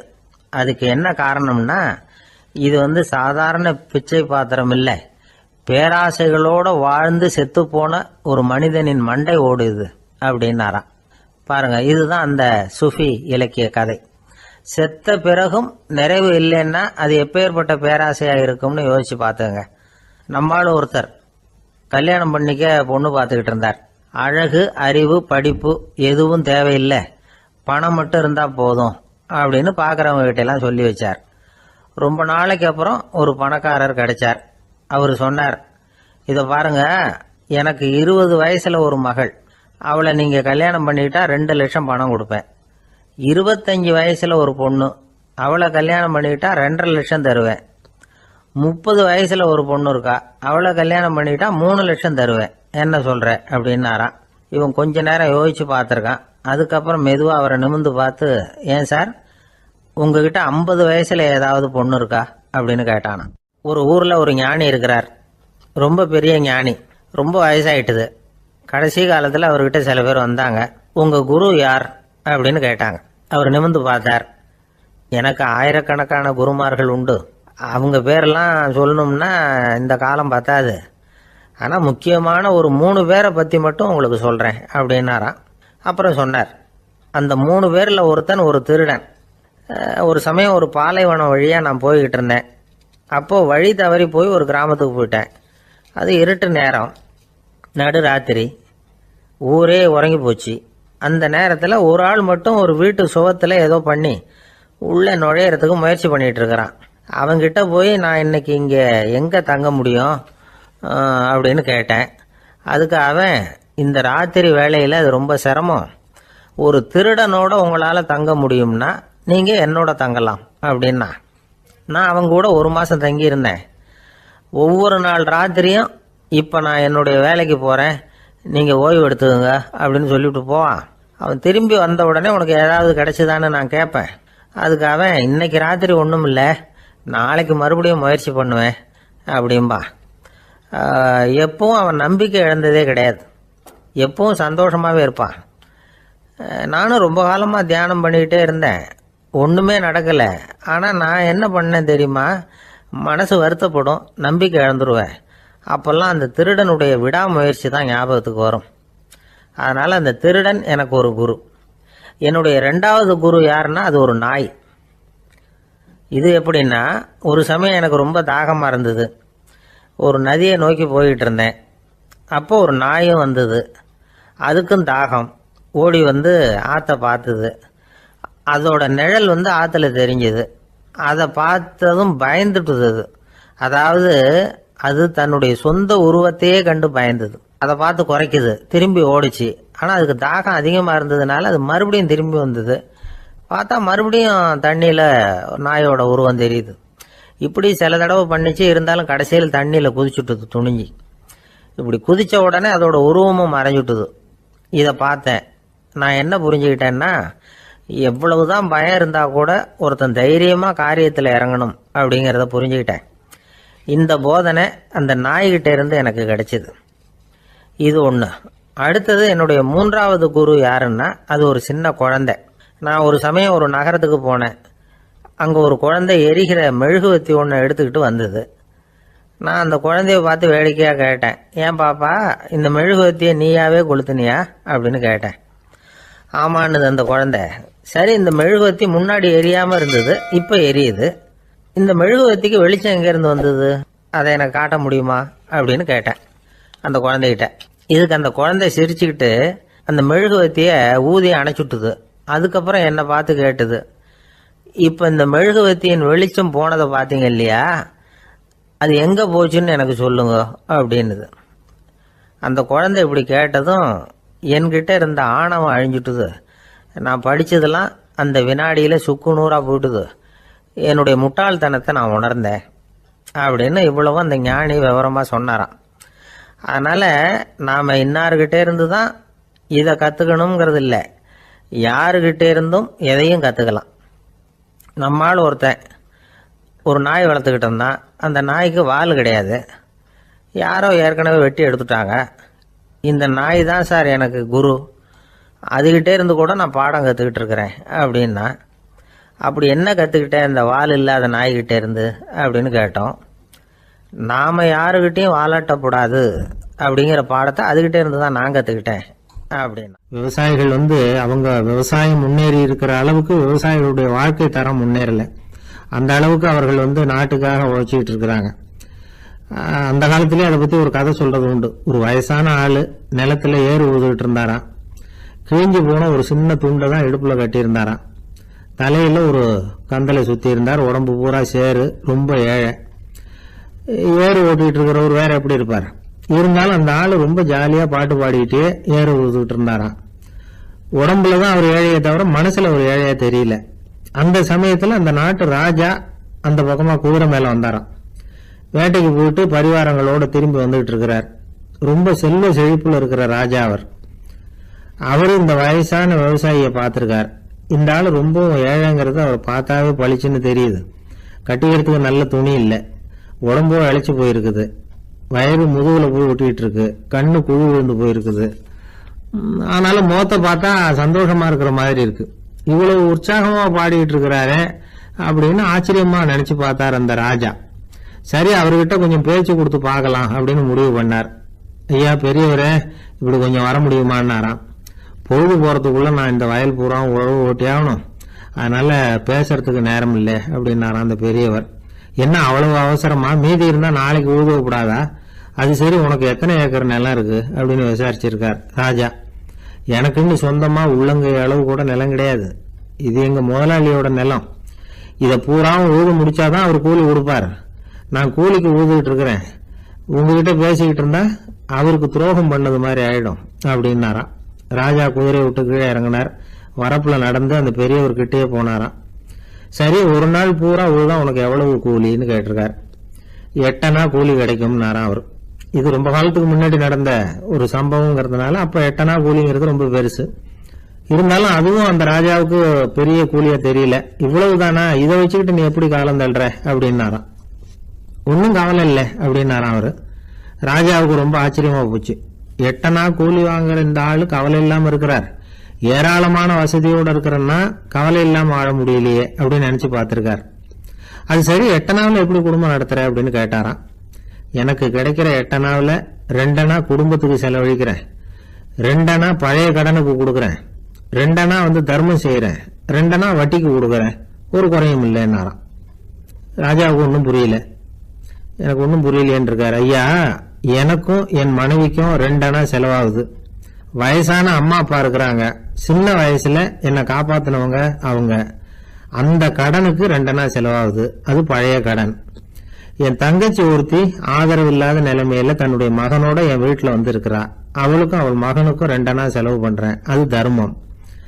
எனக்கு 2 பிள்ளைங்க இருக்கிறாங்க, அவங்களுக்கு 2 அணா செலவு பண்றேன், அது வட்டிக்கு கொடுக்கறது மாதிரி. பிற்காலத்துல அவங்க எங்களை காப்பாத்துவாங்க. அந்த வகையில நான் திருப்தியோட வாழ்ந்துட்டு இருக்கிறேன் அப்படின்னாராம். ராஜாவுக்கு அர்த்தம் புரிய ஆரம்பிச்சுதான். அந்த பெரிய நிலத்தை விலை கொடுத்து வாங்கி அந்த பெரியவருக்கே தானமா கொடுத்துட்டாராம். இப்போ ஊழவருக்கே நிலம் சொந்தமாயிட்டுது. அன்னையிலிருந்து அரசனுக்கும் ஆறுதல் கிடைச்சுதான். இப்படி ஒரு கதை சொல்லுவாங்க. 8 அணா வருமானத்தை வச்சுக்கிட்டு எப்படி காலத்தை தள்ளுறதுன்னு சொல்றதுக்காக இந்த கதையை சொல்றதாக யாரும் தப்பா நினைச்சுக்க கூடாது.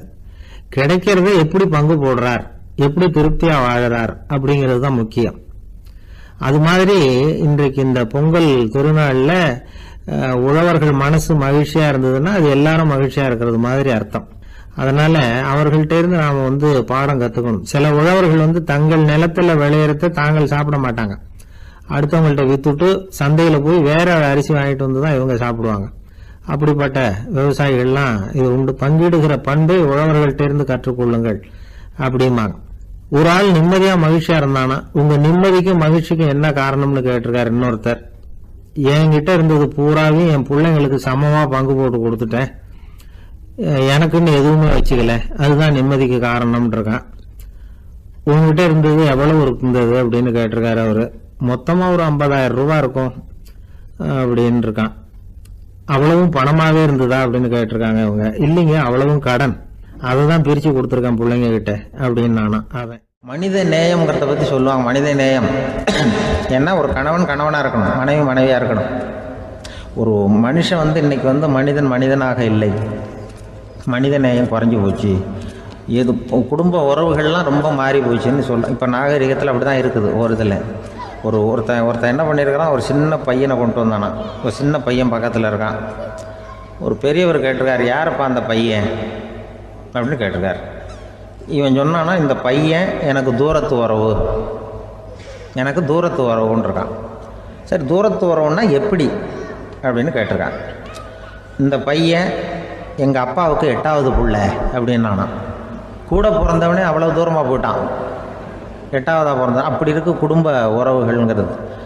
மனுஷனுக்கு வேல்யூ விஞ்ஞானம் எப்படி போட்டிருக்குன்னா, ஒரு மனித உடம்புல இருக்கிற கால்சியத்தை மட்டும் தனியாக எடுத்தால் ஒரு சின்ன ரூமுக்கு வெள்ளை அடிக்கலாமா. ஒரு மனுஷ உடம்புல இருக்கிற பாஸ்பரஸை மட்டும் தனியாக எடுத்தால் ஒரு 40 நெருப்புக்குச்சி தயார் பண்ணலாம். ஒரு மனுஷ உடம்புல இருக்கிற இந்த கொழுப்பு சத்தை மட்டும் தனியாக எடுத்தால் ஒரு 7-8 சோப்பு கட்டி தயார் பண்ணலாம். அது மாதிரி ஒரு மனுஷ உடம்புல இருக்கிற இரும்பு சத்தை மட்டும் தனியாக எடுத்தால் ஒரு 2 அங்குல ஆணி 2 செய்யலாம். இவ்வளவுக்கும் விலை போட்டால் 42 ரூபா 50 காசு. இதுதான் மனுஷனுக்கு விஞ்ஞானம் போட்டிருக்கிற விலை. அது எப்போ அது ஒசரும்னா, அவன் மனுஷனாக இருக்கிற வரைக்கும் இருக்கிறப்ப. அதுவும் செத்து போனால் அதுவும் கிடையாது, செத்து போனால் அதுவும் குறைஞ்சிரும். மிருகங்களுக்கெல்லாம் அப்படி இல்லை, செத்ததுக்கு அப்புறம் விலை கூடும். அங்கெல்லாம் எல்லா ஊர்லேயும் பார்த்திங்கன்னா உயிர் கோழி 50 ரூபா, உரிச்ச கோழி 60 ரூபான்னு போட்டிருக்கோம். செத்ததுக்கு அப்புறம் 10 ரூபா அதிகம்.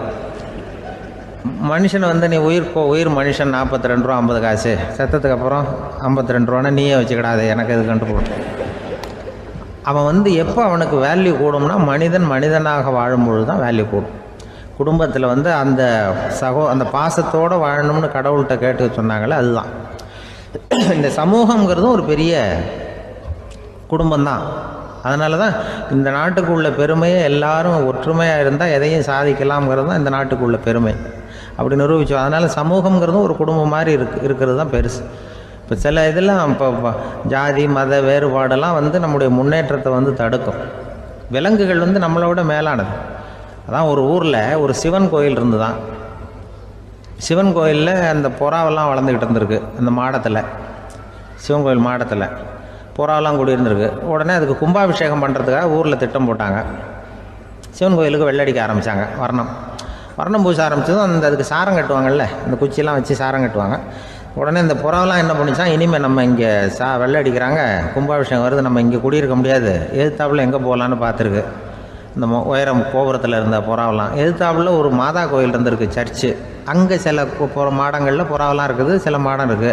உடனே நம்மளாம் அங்கே போயிடும் கொஞ்சம் காலத்துக்குன்னு எல்லாம் புறப்பட்டு இந்த மாதா கோயிலுக்கு போயிடுது. அங்கே போனால் அங்கே இருக்கிற புறாவோடு சேர்ந்து இதுவும் குடியிருந்துகிட்ருக்கு. கொஞ்ச நாள் என்னாச்சு, அங்கே கிறிஸ்மஸ் வந்துட்டுது. கிறிஸ்மஸ் வந்ததும் சரி இங்கேயும் வெள்ளடிக்க ஆரம்பிக்கிறாங்க. நம்ம மறுபடியும் எங்கடா போகிறதுன்னு பார்த்தா அங்கே இருக்கிற புறாவோட சேர்ந்து இதுவும் சேர்ந்து நேராக ஒரு பள்ளிவாசல் இருந்தது. எதுக்கு அங்கே இருக்கிற மாடத்தில் போய் அங்கே குடியேறிட்டுது எல்லாம். அங்கே போனால் அங்கே ரமலான் மாதம் ரம்ஜானுக்காக அதையும் புதுப்பிக்க ஆரம்பித்தாங்க. இது என்ன பண்ணுறதுன்னு சொல்லி இந்த 3 செட்டு புறாவும் சேர்ந்து என்ன பண்ணிச்சு, எங்கே போகலான்னு பார்த்தா மறுபடியும் அதுக்குள்ளே இந்த சிவன் கோயிலில் கும்பாபிஷேகம் முடிஞ்சு போச்சான். முடிஞ்சிருக்கு, அங்கே போடுவோம் எல்லாருன்னு சொல்லி எல்லா புறாவும் அந்த சிவன் கோயிலுக்கு வந்துட்டுது. அங்கே போய் மாடத்தில் அதை குடியிருந்துட்டுது. அப்போ திடீர்னு ஒரு நாள் பார்த்தா ஒரே கலவரம் பூமியில் எல்லாம் ஒருத்தன் அருவாளை தூக்கிட்டு நிற்கிறான், குச்சி எடுத்து ஒருத்தனை சுட்டுக்கிறான். ஒரே கலவரம், சத்தம், ஒரே மத கலவரம் வந்துட்டுது ஊரில். அப்போது புறாவெல்லாம் மாடத்தில் இருந்துக்கிட்டு ஒரு குஞ்சு புறா அவங்க அம்மாட்ட கேட்டு தான், இது என்ன, இந்த மனுஷனுக்கு என்ன ஆச்சு, இந்த மனுஷனுக்கு என்ன ஆச்சு, அவன் கத்தியை தூக்கிட்டு நிற்கிறானே அப்படின்னு கேட்டு தான். ஒரு குஞ்சு புறா அவங்க அம்மாட்ட கேட்டு தான், அம்மா புறா. இப்போ அம்மா அந்த புறா சொல்லித்தான், மனுஷனுக்கு இப்போ மதம் பிடிச்சிருக்கு, அதான் கத்தியை தூக்கிட்டு நிற்கிறான் அப்படின்ருக்கு. இப்போ நமக்கெல்லாம் பிடிக்கலையே அப்படின்னு தான். அப்போ அந்த புறா சொல்லித்தான், அந்த பாருமா, நாம் இந்த சிவன் கோயிலில் இருந்தாலும் நமக்கு புறான்னு தான் பேர், இந்த மாதா கோயிலுக்கு போனாலும் நமக்கு புறான்னு தான் பேர், பள்ளிவாசலுக்கு போனாலும் நமக்கு புறான்னு தான் பேர். அந்த மனுஷன் அப்படி இல்லை. அவன் இங்கே இருக்கிற வரைக்கும் இந்துன்னு சொல்லுவான், அங்கே மாதா கோயில் இருந்தான்னா கிறிஸ்தவன்னு சொல்லுவான், பள்ளிவாசலில் இருந்தான்னா முஸ்லீம்னு சொல்லுவான். அப்போ குஞ்சு புறா அது என்ன இப்படி பண்ணுறாங்க மனுஷங்க, இப்போ அவங்கள விட நம்ம வசதி போல் இருக்க, நம்ம தேவலாம் போல் இருக்க அப்படின்னு தான் அந்த குஞ்சு புறா. அப்போ அந்த தாய் புறா சொல்லித்தான், உண்மைதான், அதனால தான் நம்ம மேலான இடத்துல இருக்கிறோம், அவன் கீழே நிற்கிறான் என்னமோ அப்படின்னு சொல்லித்தான்.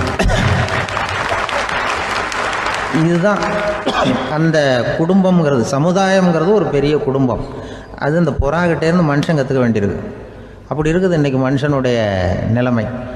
அதை புரிஞ்சுக்கணும். அப்படி தான் ஒவ்வொரு இதுலேயும் நாம் நடந்து கொள்ள வேண்டியிருக்குது. மிருகங்கள்டேருந்து கற்றுக்கிற வாய்ப்பெல்லாம் இருக்குது. அப்படி சொல்லுவாங்க. ஒருத்தர் வேகமா வந்தார், அவசரமா ஒரு செய்தித்தாள் வாங்கினார், அதை விட வேகமா அங்கேயே நின்றுகிட்டு அதை புரட்டினார். ஒரு நிமிஷம் என்னத்தையும் ஆர்வமா பார்த்தார். அதுக்கப்புறம் நிதானமா பேப்பரை மடிச்சு வச்சுக்கிட்டு அவசரம் இல்லாம நடந்து போனார். அவர்கிட்ட மெதுவா போய், அப்படி என்னத்த சார் அவ்வளவு ஆர்வமா பாத்தீங்க அப்படின்னு கேட்டோம். கடையில பேப்பர் வாங்கின உடனே முதல் காரியமா அதை பாத்துருவேன் சார் அப்படின்னார். ஏன்னு கேட்டோம்.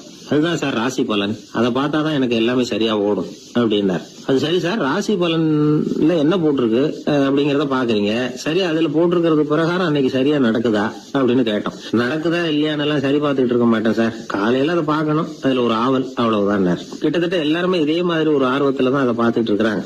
ராசி பலன் பாக்குற பழக்கம் தமிழர்கள் கிட்ட ரொம்ப அதிகமா இருக்குதுங்கிறார் ஒரு பேராசிரியர். அவர் எழுதியிருந்த ஒரு ஆய்வு கட்டுரை ஒண்ணு சமீபத்துல படிச்சோம். ராசி பலன் போடாம வர்ற நாளிதழ்கள் இங்க ரொம்ப குறைச்சல், அது போட்டாதான் அதிகமா விற்பனை ஆகுது. அதனால அதுல நம்பிக்கை இல்லாதவங்க கூட அதை போட்டுக்கிட்டு இருக்கிறாங்க. ரொம்ப வேடிக்கை சார், மெட்ராஸ்ல பேப்பர் வாங்கி தன்னோட ராசி பலன் பார்த்துட்டு பெங்களூர்ல ஓடுற குதிரை மேல பணம் கட்டுறவங்களும் உண்டு. ராசி பலன் பார்த்துட்டு லாட்டரி சீட் வாங்குறவங்களும் உண்டு. இந்தியாவில் அச்சாகிற மொத்த லாட்டரி சீட்ல 70% தமிழ்நாட்டுல தான் விற்பனை ஆகுதான். இது முன்னாடி இங்க அனுமதி இருந்த காலத்துல உள்ள கணக்கு. இப்பதான் அதை கட்டுப்பாடு பண்ணியாச்சு. வான் மண்டலம் பூ மண்டலத்தை பாதிக்கிறது உண்மைதான். அதை அறிவியல் பூர்வமா சிந்திக்கணும். அதை விட்டுட்டு இன்று நண்பரால் பணம் வரவு அப்படின்னு ராசி பலன் பார்த்துக்கிட்டு இருக்கிறோம். நம்முடைய நண்பன் இன்னைக்கு பணம் கொண்டாந்து கொடுக்க போறான்ங்கிறது ஆகாயத்துல உள்ள நட்சத்திரத்துக்கு எப்படி தெரியும்? அதுவும் இல்லாம இங்க உள்ள நண்பர்கள் எந்த காலத்துல பணம் கொண்டாந்து கொடுத்துருக்காங்க. நண்பர்களை பக்கத்திலேயே எப்ப இருந்து பாக்குற நம்மாலேயே புரிஞ்சுக்க முடியல. எங்கேயோ இருக்கிற நட்சத்திரத்துக்கு என்ன தெரியும்? ஒரு காலத்துல நாம வாழ்கிற இந்த பூமி ஒரே இடத்துல நிலையா நிக்குதுன்னு, சூரியனும் சந்திரனும் பூமியை சுத்திட்டு வருதுன்னு நம்பிக்கிட்டு இருந்தோம். அந்த காலத்துல உருவான ராசி பலன் கொள்கையை சூரியனை சுத்தி தான் பூமி வருதுன்னு தெரிஞ்சுக்கிட்ட இந்த காலத்திலயும் நம்பிக்கிட்டு இருக்கிறது ரொம்ப வினோதம் தான். இந்த ராசி பலன் பாக்குற பழக்கம் நம்முடைய ஊக்கத்தை இழக்க செய்யக்கூடிய ஒரு பழக்கம். அது வேண்டியது இல்லைங்கிறது தான் அறிவாளிகள் கருத்து. இப்போ ஒரு உதாரணத்துக்கு நாமே ஒரு சோதனை செஞ்சு பார்ப்போமே. ஒரே நாள் வந்த தினசரி பேப்பர்கள் சிலதை எடுத்துக்கிட்டோம். அதுல ஒரே ராசிக்கு ஒவ்வொரு பேப்பர்லயும் என்ன பலன் போட்டிருக்கு பாக்கலாமா? என்னுடைய நண்பர் ஒருத்தர் ராசிக்கு ஒவ்வொரு செய்தித்தாள்லயும் என்ன ராசி பலன்னு பார்த்தோம். ஒரு பேப்பர்ல செலவும் சிரமமும் அப்படின்னு போட்டிருக்கு, இன்னொரு பேப்பர்ல சுலபமாக நன்மை அப்படின்னு போட்டிருக்கு. இதுல எதை நம்புறது? நீங்களும் ஒரு நாள் இதை சோதிச்சு பாருங்க. பல பேப்பரை வாங்கி உங்க ராசிக்கு ஒவ்வொரு பேப்பர்ல என்ன போட்டிருக்குன்னு பாருங்க. எல்லாம் ஒரே விதமா இருக்காது, மாறி மாறி இருக்கும். என்னுடைய நண்பர் ஒருத்தர் நானும் ஒரு நாள் கடையில பேப்பர் வாங்கினோம். நண்பர் ராசி பலன்ல எல்லாம் ரொம்ப நம்பிக்கை இல்லாதவர். இருந்தாலும் நான் பேப்பர் வாங்கின உடனே உங்க ராசி என்ன சொல்லுங்க, பலன் என்னன்னு பாக்கலாம்னு. அவர் சிரிச்சுக்கிட்டு அதெல்லாம் டூப்புங்க, அதை ஏன் பாக்குறீங்கன்னார். சும்மா சொல்லுங்கன்னு. என் ராசி தனுசு, அதுல பண வரவுன்னு போட்டிருக்கோம் அப்படின்னாரு. நான் பார்த்தேன், ஆச்சரியப்பட்டு போயிட்டேன். பண வரவுன்னு தான் போட்டிருக்கு சார், அது எப்படிங்க பாக்காமலே கரெக்டா சொல்லிவிட்டீங்க அப்படின்னு கேட்டேன். அவர் மெதுவா கிட்ட காதோட காதா சொல்றார், அந்த பேப்பருக்கு தினமும் ராசி பலன் எழுதி கொடுக்கறதே நான் தான் சார் அப்படின்னார். அமெரிக்க ஜனாதிபதி ஆப்ரஹாம் லிங்கன் ஒரு நாள் தன்னோட கோச்சு வண்டியில தலைநகரான வாஷிங்டனுக்கு போயிட்டு இருக்கிறார். கோச்சு வண்டி ஒரு சாலையில போயிட்டு இருக்கு. அந்த சாலைக்கு ஒரு பக்கத்துல பயங்கரமான சதுப்பு நிலம். சதுப்பு நிலம்னா அது புதைகுழி, புதை மணல்ங்கிறோம்ல, அது மாதிரி. அந்த சதுப்பு நிலத்துல யாராவது மாட்டிக்கிட்டா அவ்வளவுதான், ஆளை கொஞ்சம் கொஞ்சமா உள்ள அமுக்கிவிடும். தப்பிச்சு கரையேறது கஷ்டம். அப்படிப்பட்ட நிலம் அது. ஆப்ரஹாம் லிங்கன் ஏதோ ஒரு முக்கியமான அரசாங்க வேலையா போயிட்டு திரும்பி வந்துகிட்டு இருக்கிறார். அதனால அந்த சமயத்துல அவர் விலை வசந்த ஆடைகளை அணிஞ்சிருக்கிறார். அப்படி அவர் அந்த கோச்சு வண்டியில வந்துகிட்டு இருக்கிறாரு. அந்த சமயத்துல ஒரு காட்சி அவர் கண்ணுல பட்டுட்டுது. என்ன தெரியுமா? ரோட்டுக்கு பக்கத்துல இருந்த சதுப்பு நிலத்துல ஒரு இளம் பன்றி குட்டி சிக்கிக்கிட்டு தவிச்சுக்கிட்டு இருக்குது. பரிதாபமா கத்திக்கிட்டு இருக்குது. அதை பார்த்தார் லிங்கன். அவருக்கு என்ன மாதிரி ஆயிட்டுது. உடனே வண்டியை நிறுத்த சொன்னார். கீழே இறங்கினார். தன்னோட விலை வசந்த ஆடைகளை பத்தி லட்சியம் பண்ணவே இல்லை. தனக்கே ஆபத்து வரலாம்ங்கிறத பத்தியும் கவலைப்படல. தான் ஒரு குடியரசுத் தலைவருங்கிறத பத்தியும் அவர் நினைச்சு பார்க்கல. நேரம் அந்த சதுப்பு நிலம் பக்கமா போனாரு. அந்த சேத்துல இறங்கி பன்றிக்குட்டியை காப்பாத்தி கரைக்கு கொண்டுட்டு வந்து சேர்த்துட்டார். அதுக்கப்புறம் நிம்மதியா கோச்சு வண்டியில ஏறி வெள்ள மாளிகைக்கு வந்து சேர்ந்தார். ட்ரெஸ், உடம்பு பூரா சேரு சகதி. பாக்குறவங்களுக்கெல்லாம் ஆச்சரியமா போச்சு. அவங்களுக்கு ஒன்றும் புரியல. இவர் நேரா ட்ரெஸ்ஸு மாத்திக்கிறதுக்காக போனாரு. கோச்சு வண்டி ஓட்டிட்டு வந்தவன் கிட்ட போய் எல்லாரும் கேட்டாங்க, என்ன ஆச்சு அப்படின்னு. அவர் வர்ற வழியில நடந்த விவரத்தை சொன்னார். ஆப்ரஹாம் லிங்கனுடைய இந்த இறக்க குணத்தை எல்லாரும் பாராட்டினாங்களாம், புகழ்ந்தாங்களாம். ஆனா இதுக்கு லிங்கன் என்ன பதில் சொன்னார் தெரியுமா? தயவு பண்ணி இந்த புகழ்ச்சியான பேச்சையெல்லாம் ஒதுக்குங்க, அதெல்லாம் வேணாம். அந்த சின்ன பிராணி சகதியில மாட்டிக்கிட்டு துடிச்சுக்கிட்டு இருந்தது, அதை பார்த்தேன். உடனே என்னுடைய இதயத்துல ஒரு முள்ளு தைச்சது மாதிரி ஒரு உணர்வு. அந்த முள்ளை பிடுங்கி எறிஞ்சேன், அவ்வளவுதான். உண்மையில அந்த பிராணிக்கு நான் உதவினேங்கிறத விட எனக்கு ஏற்பட்ட இன்னலை போக்கிட்டேன் அப்படிங்கறதுதான் உண்மை. அதுதான் பொருத்தம். அப்படி இருக்கிறப்போ இதுல புகழறதுக்கு என்ன இருக்குது அப்படின்னாரு ஆப்ரஹாம் லிங்கன். எவ்வளவு யதார்த்தமான வார்த்தைகள் பாருங்க. இந்த காலத்துல நம்மளையும் பல பேர் அப்படி உண்டு. நீச்சல் தெரியாத ஒரு ஆளு தண்ணியில இறங்கிட்டான். தண்ணி ஆழம்ங்கிறது அப்புறமா தான் தெரிஞ்சுது. தத்தளிக்க ஆரம்பிச்சுட்டான். வாழ்னு கத்துறான். கரையில நின்றுட்டு இருந்த ஒருத்தர் இதை பார்த்தார். உடனே அவருக்கு இதயத்துல முள்ளு தைச்சது மாதிரி ஒரு உணர்வு. உடனே குபீர்னு தண்ணியில பாஞ்சார். அவரை காப்பாத்தி கரைக்கு கொண்டுட்டு வந்து சேர்த்தார். இத பார்த்துக்கிட்டு இருந்த இன்னொருத்தர் காப்பாத்தின அந்த ஆளை பாராட்டி புகழ்ந்தார். என்ன புகழாதீங்க சார் அப்படின்னார் அவர். ஏன்னு கேட்டார் இவர். நான் அந்த ஆளை ஏன் காப்பாத்தினேன் தெரியுமா? அவன் நேத்துக்கு என்கிட்ட 300 ரூபா கடன் வாங்கியிருக்கிறான். இவன் தண்ணியில போட்டான்னா நான் கொடுத்த கடனும் தண்ணியில போடும்.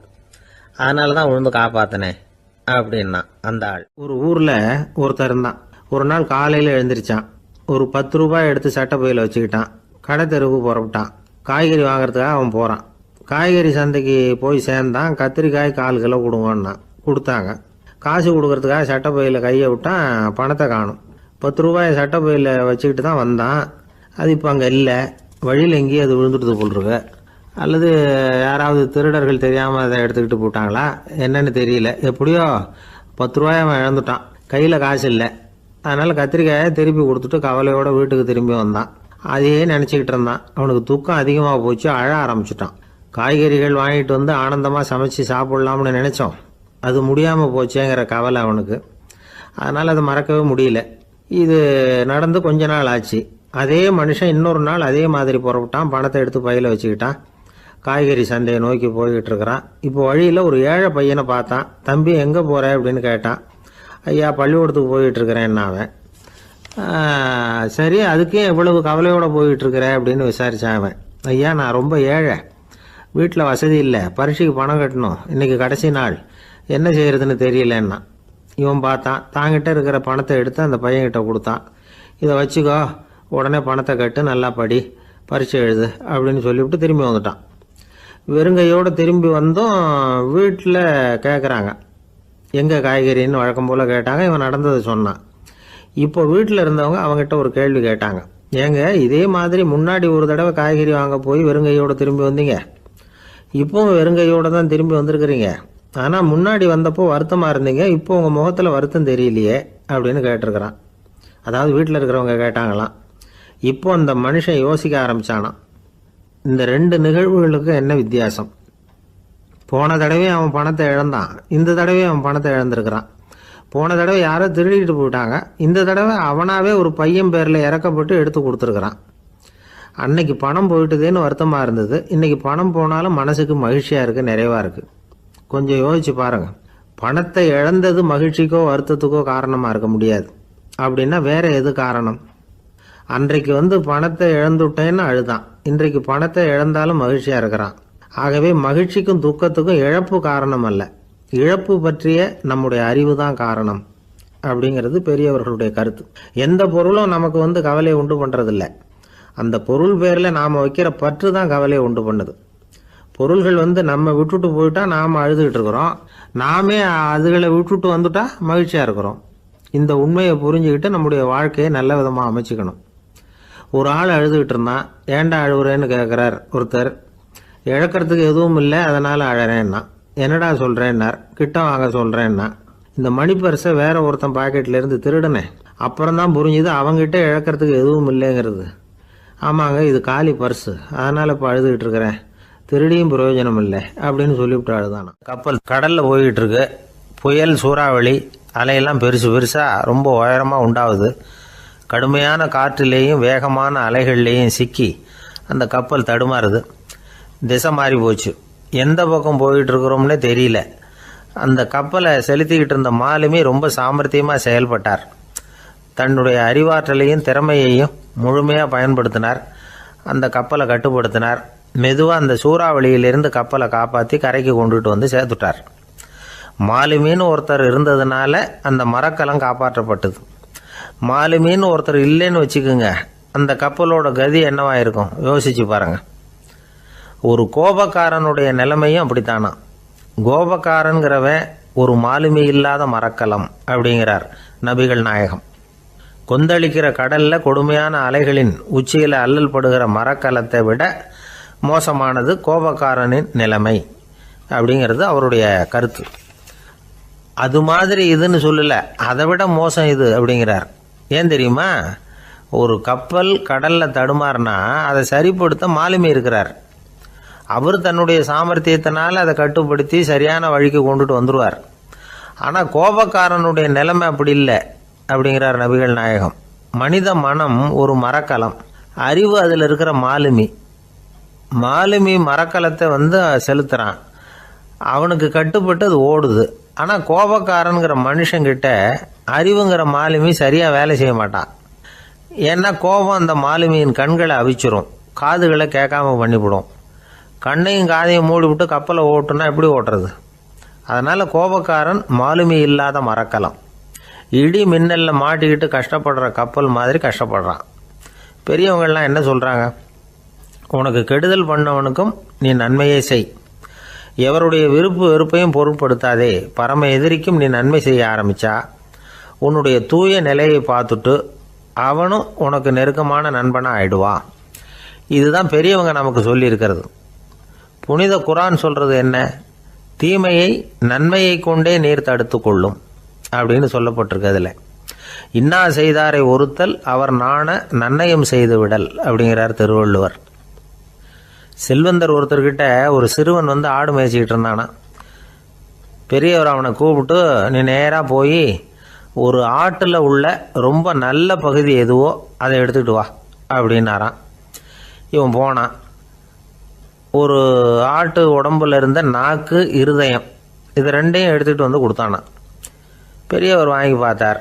அதுக்கப்புறம் இப்போ நீ போய் இன்னொரு ஆட்டில் இருக்கிற ரொம்ப கெட்ட பகுதி எதுவோ அதை எடுத்துகிட்டு வா அப்படின்னாரான். இவன் போய் எடுத்துகிட்டு வந்தான். அவன் கையில் இருந்தது மறுபடியும் அதே மாதிரி நாக்கு, இருதயம், இது ரெண்டும் தான்.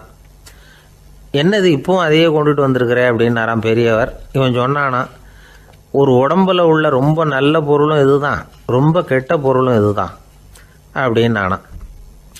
இளம் வயசில் இப்படி பதில் சொன்னவர் தான் பேரறிஞர் லுக்மானுல் ஹக்கீம் அவர்கள். கோபப்படாமல் இருந்தால் இது ரெண்டும் நல்லா வேலை செய்யும், கோபப்பட்டால் இது ரெண்டும் மோசமாக வேலை செய்யும். அதை புரிஞ்சுக்கிறதுக்காகத்தான் இன்றைக்கி இந்த தகவல். கோபம் வந்துட்டால் நாம் என்ன செய்கிறோங்கிறது நமக்கே தெரியாது. ஒருத்தர் டாக்டர்கிட்ட போனார் அவசரமாக. டாக்டர், எனக்கு இப்போ கடுமையான கோப வெறி, எனக்கு கண்ணு மண்ணு ஒன்றும் புரியல, உடனடியாக அதை கட்டுப்படுத்தணும், உடனே இதுக்கு ஏதாவது ஒரு மாத்திரை கொடுங்க ப்ளீஸ் அப்படின்னார். அந்த டாக்டரும் உடனே ஒரு மாத்திரையை கொடுத்து, இதை உடனே போடுங்க, நான் தண்ணி கொண்டுகிட்டு வரேன்னு உள்ளே போனார். தண்ணியோடு திரும்பி வந்தார். இவர் சொன்னார், டாக்டர், நீங்கள் கொடுத்த மாத்திரை ரொம்ப பெருசாக இருந்தது, இருந்தாலும் கஷ்டப்பட்டு முழுங்கிட்டேன்னார்.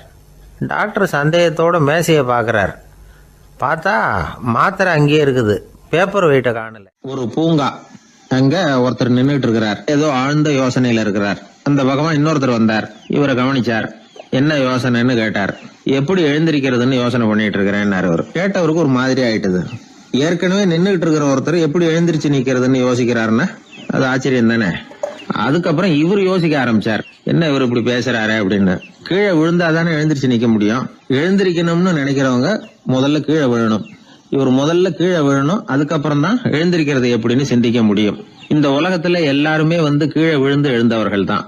இப்ப இந்த குழந்தை பருவத்துல கீழே விழாம நடைபயில கற்றுக்கிட்டவங்க யாராவது உண்டா? சின்ன வயசுல ஒரு தடவை கூட கீழே விழல சார், அப்படியே பிறந்தாரு வளர்ந்தாரு பெரியவர் ஆயிட்டார் அப்படின்னு யாரையும் சொல்ல முடியாது. மனுஷங்கிறவன் விழுந்து புரண்டு எழுந்துதான் நடக்க கத்துக்கிறான். ஒரு உண்மையை நாம எல்லாரும் புரிஞ்சுக்கணும். இந்த உலகத்துல தவறு செய்யாத மனிதர்களே யாரும் கிடையாது. அப்படி இருக்கிறப்போ எப்போதாவது நாம தவறு பண்ணிவிட்டோம்னா அதுக்காக மனசு உடைஞ்சு போயிடக்கூடாது, வாழ்க்கையில வெறுப்பு வந்துடக்கூடாது. தவறு நடந்துட்டுதா அதுக்காக மனசு உடைஞ்சு போடாதீங்க, அதை ஒரு பாடமா எடுத்துக்கங்க. அதே தவறு மறுபடியும் நடக்காம வேணும்னா பாத்துக்கலாம், அது போதும். தடைக்கல்ல படிக்கெல்லாம் மாத்திக்கணும், இதுதான் இதுல முக்கியம். ஒரு அலுவலகம், அங்க ஒரு அதிகாரி, அவர் உயர்ந்த பதவியில் இருந்தார், சிறந்த நிர்வாகின்னு பேர் வாங்கினவர். அவர் தனக்கு கீழே வேலை செய்யறவங்க கிட்ட எல்லாம் சொல்லுவாராம், இந்த நிறுவனத்துல நீங்க எத்தனை தடவை வேணும்னாலும் தவறுகள் செய்யலாம், ஒரே விஷயம் என்னன்னா ஒரே தவறை மறுபடியும் செய்யக்கூடாது, அது முக்கியம் அப்படின்பாராம். இத மேம்போக்கா பார்த்தா அவர் ஏதோ தன்னுடைய ஊழியர்களை தவறு செய்ய தூண்டுறது மாதிரி தெரியும். ஆனா உண்மை அப்படி இல்லை. இன்னைக்கு என்ன நடக்குது தெரியுமா? அநேகமா எல்லா மனிதர்களுமே ஒரே தவறை தான் மறுபடியும் செய்யறாங்க.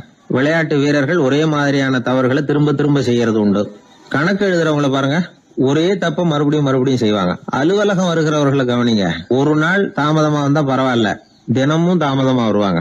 இது மாதிரி செய்த தவறையே திரும்ப திரும்ப செய்யறதுக்கு என்ன காரணம்? ஞாபக மறதி, கவனக்குறைவு, தன்னுடைய திறமை பேர்ல அளவுக்கு மீறிய நம்பிக்கை, இப்படி இதுல ஏதாவது ஒரு காரணமா இருக்கலாம் அப்படிங்கிறாங்க இது பற்றி ஆய்வு செய்கிற வல்லுநர்கள். ஒரு தடவை செஞ்ச தவிர மறுபடியும் செய்யறது இல்லைன்னு முடிவு செஞ்சுக்கிட்டு அதை செயல்படுத்த கத்துக்கணும், அது போதும், வாழ்க்கை வெற்றிகரமா அமையும் அப்படிங்கிறாங்க அந்த அனுபவசாலிகள். அதனால வெற்றிகரமா வாழ்க்கையில நடைபோட விரும்பும் இளைஞர்கள் தவிர்க்க வேண்டியது என்னன்னா, முதல்ல சோம்பலை தவிருங்கள், சுறுசுறுப்பாக இயங்குங்கள் அப்படிங்கறது அவங்க அறிவுரை. 2வது ஞாபக மறதி, எந்த செயல்லையும் ஈடுபாடு வேணும், அக்கறை வேணும். 3வது கவனக்குறைவு, எதையும் அலட்சியப்படுத்தக்கூடாது.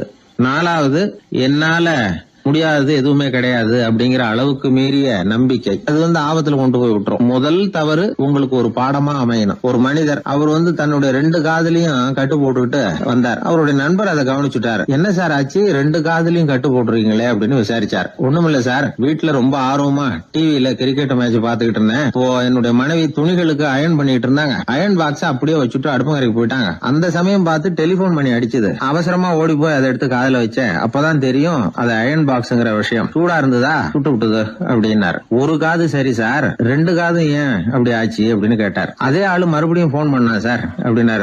இவர் எவ்வளவு தூரம் யோசிச்சிருப்பாரு பாருங்க. தவறு மறுபடியும் நடக்கக்கூடாது. முதல் தவறு உங்களுக்கு ஒரு பாடமாக அமையட்டும் அப்படிங்கிறது தான் இதுல இருந்து நாம தெரிந்து கொள்ள வேண்டிய கருத்து. அதனால தவறுகள் அதெல்லாம் தடைக்கெல்லாம் நினைக்க வேண்டாம், படிக்கெல்லாம் நினைப்போம். அப்படி நினைச்சோம்னா வாழ்க்கையில வெற்றி நிச்சயம். ஒரு ஊர்ல ஒரு கோயில் இருந்தது.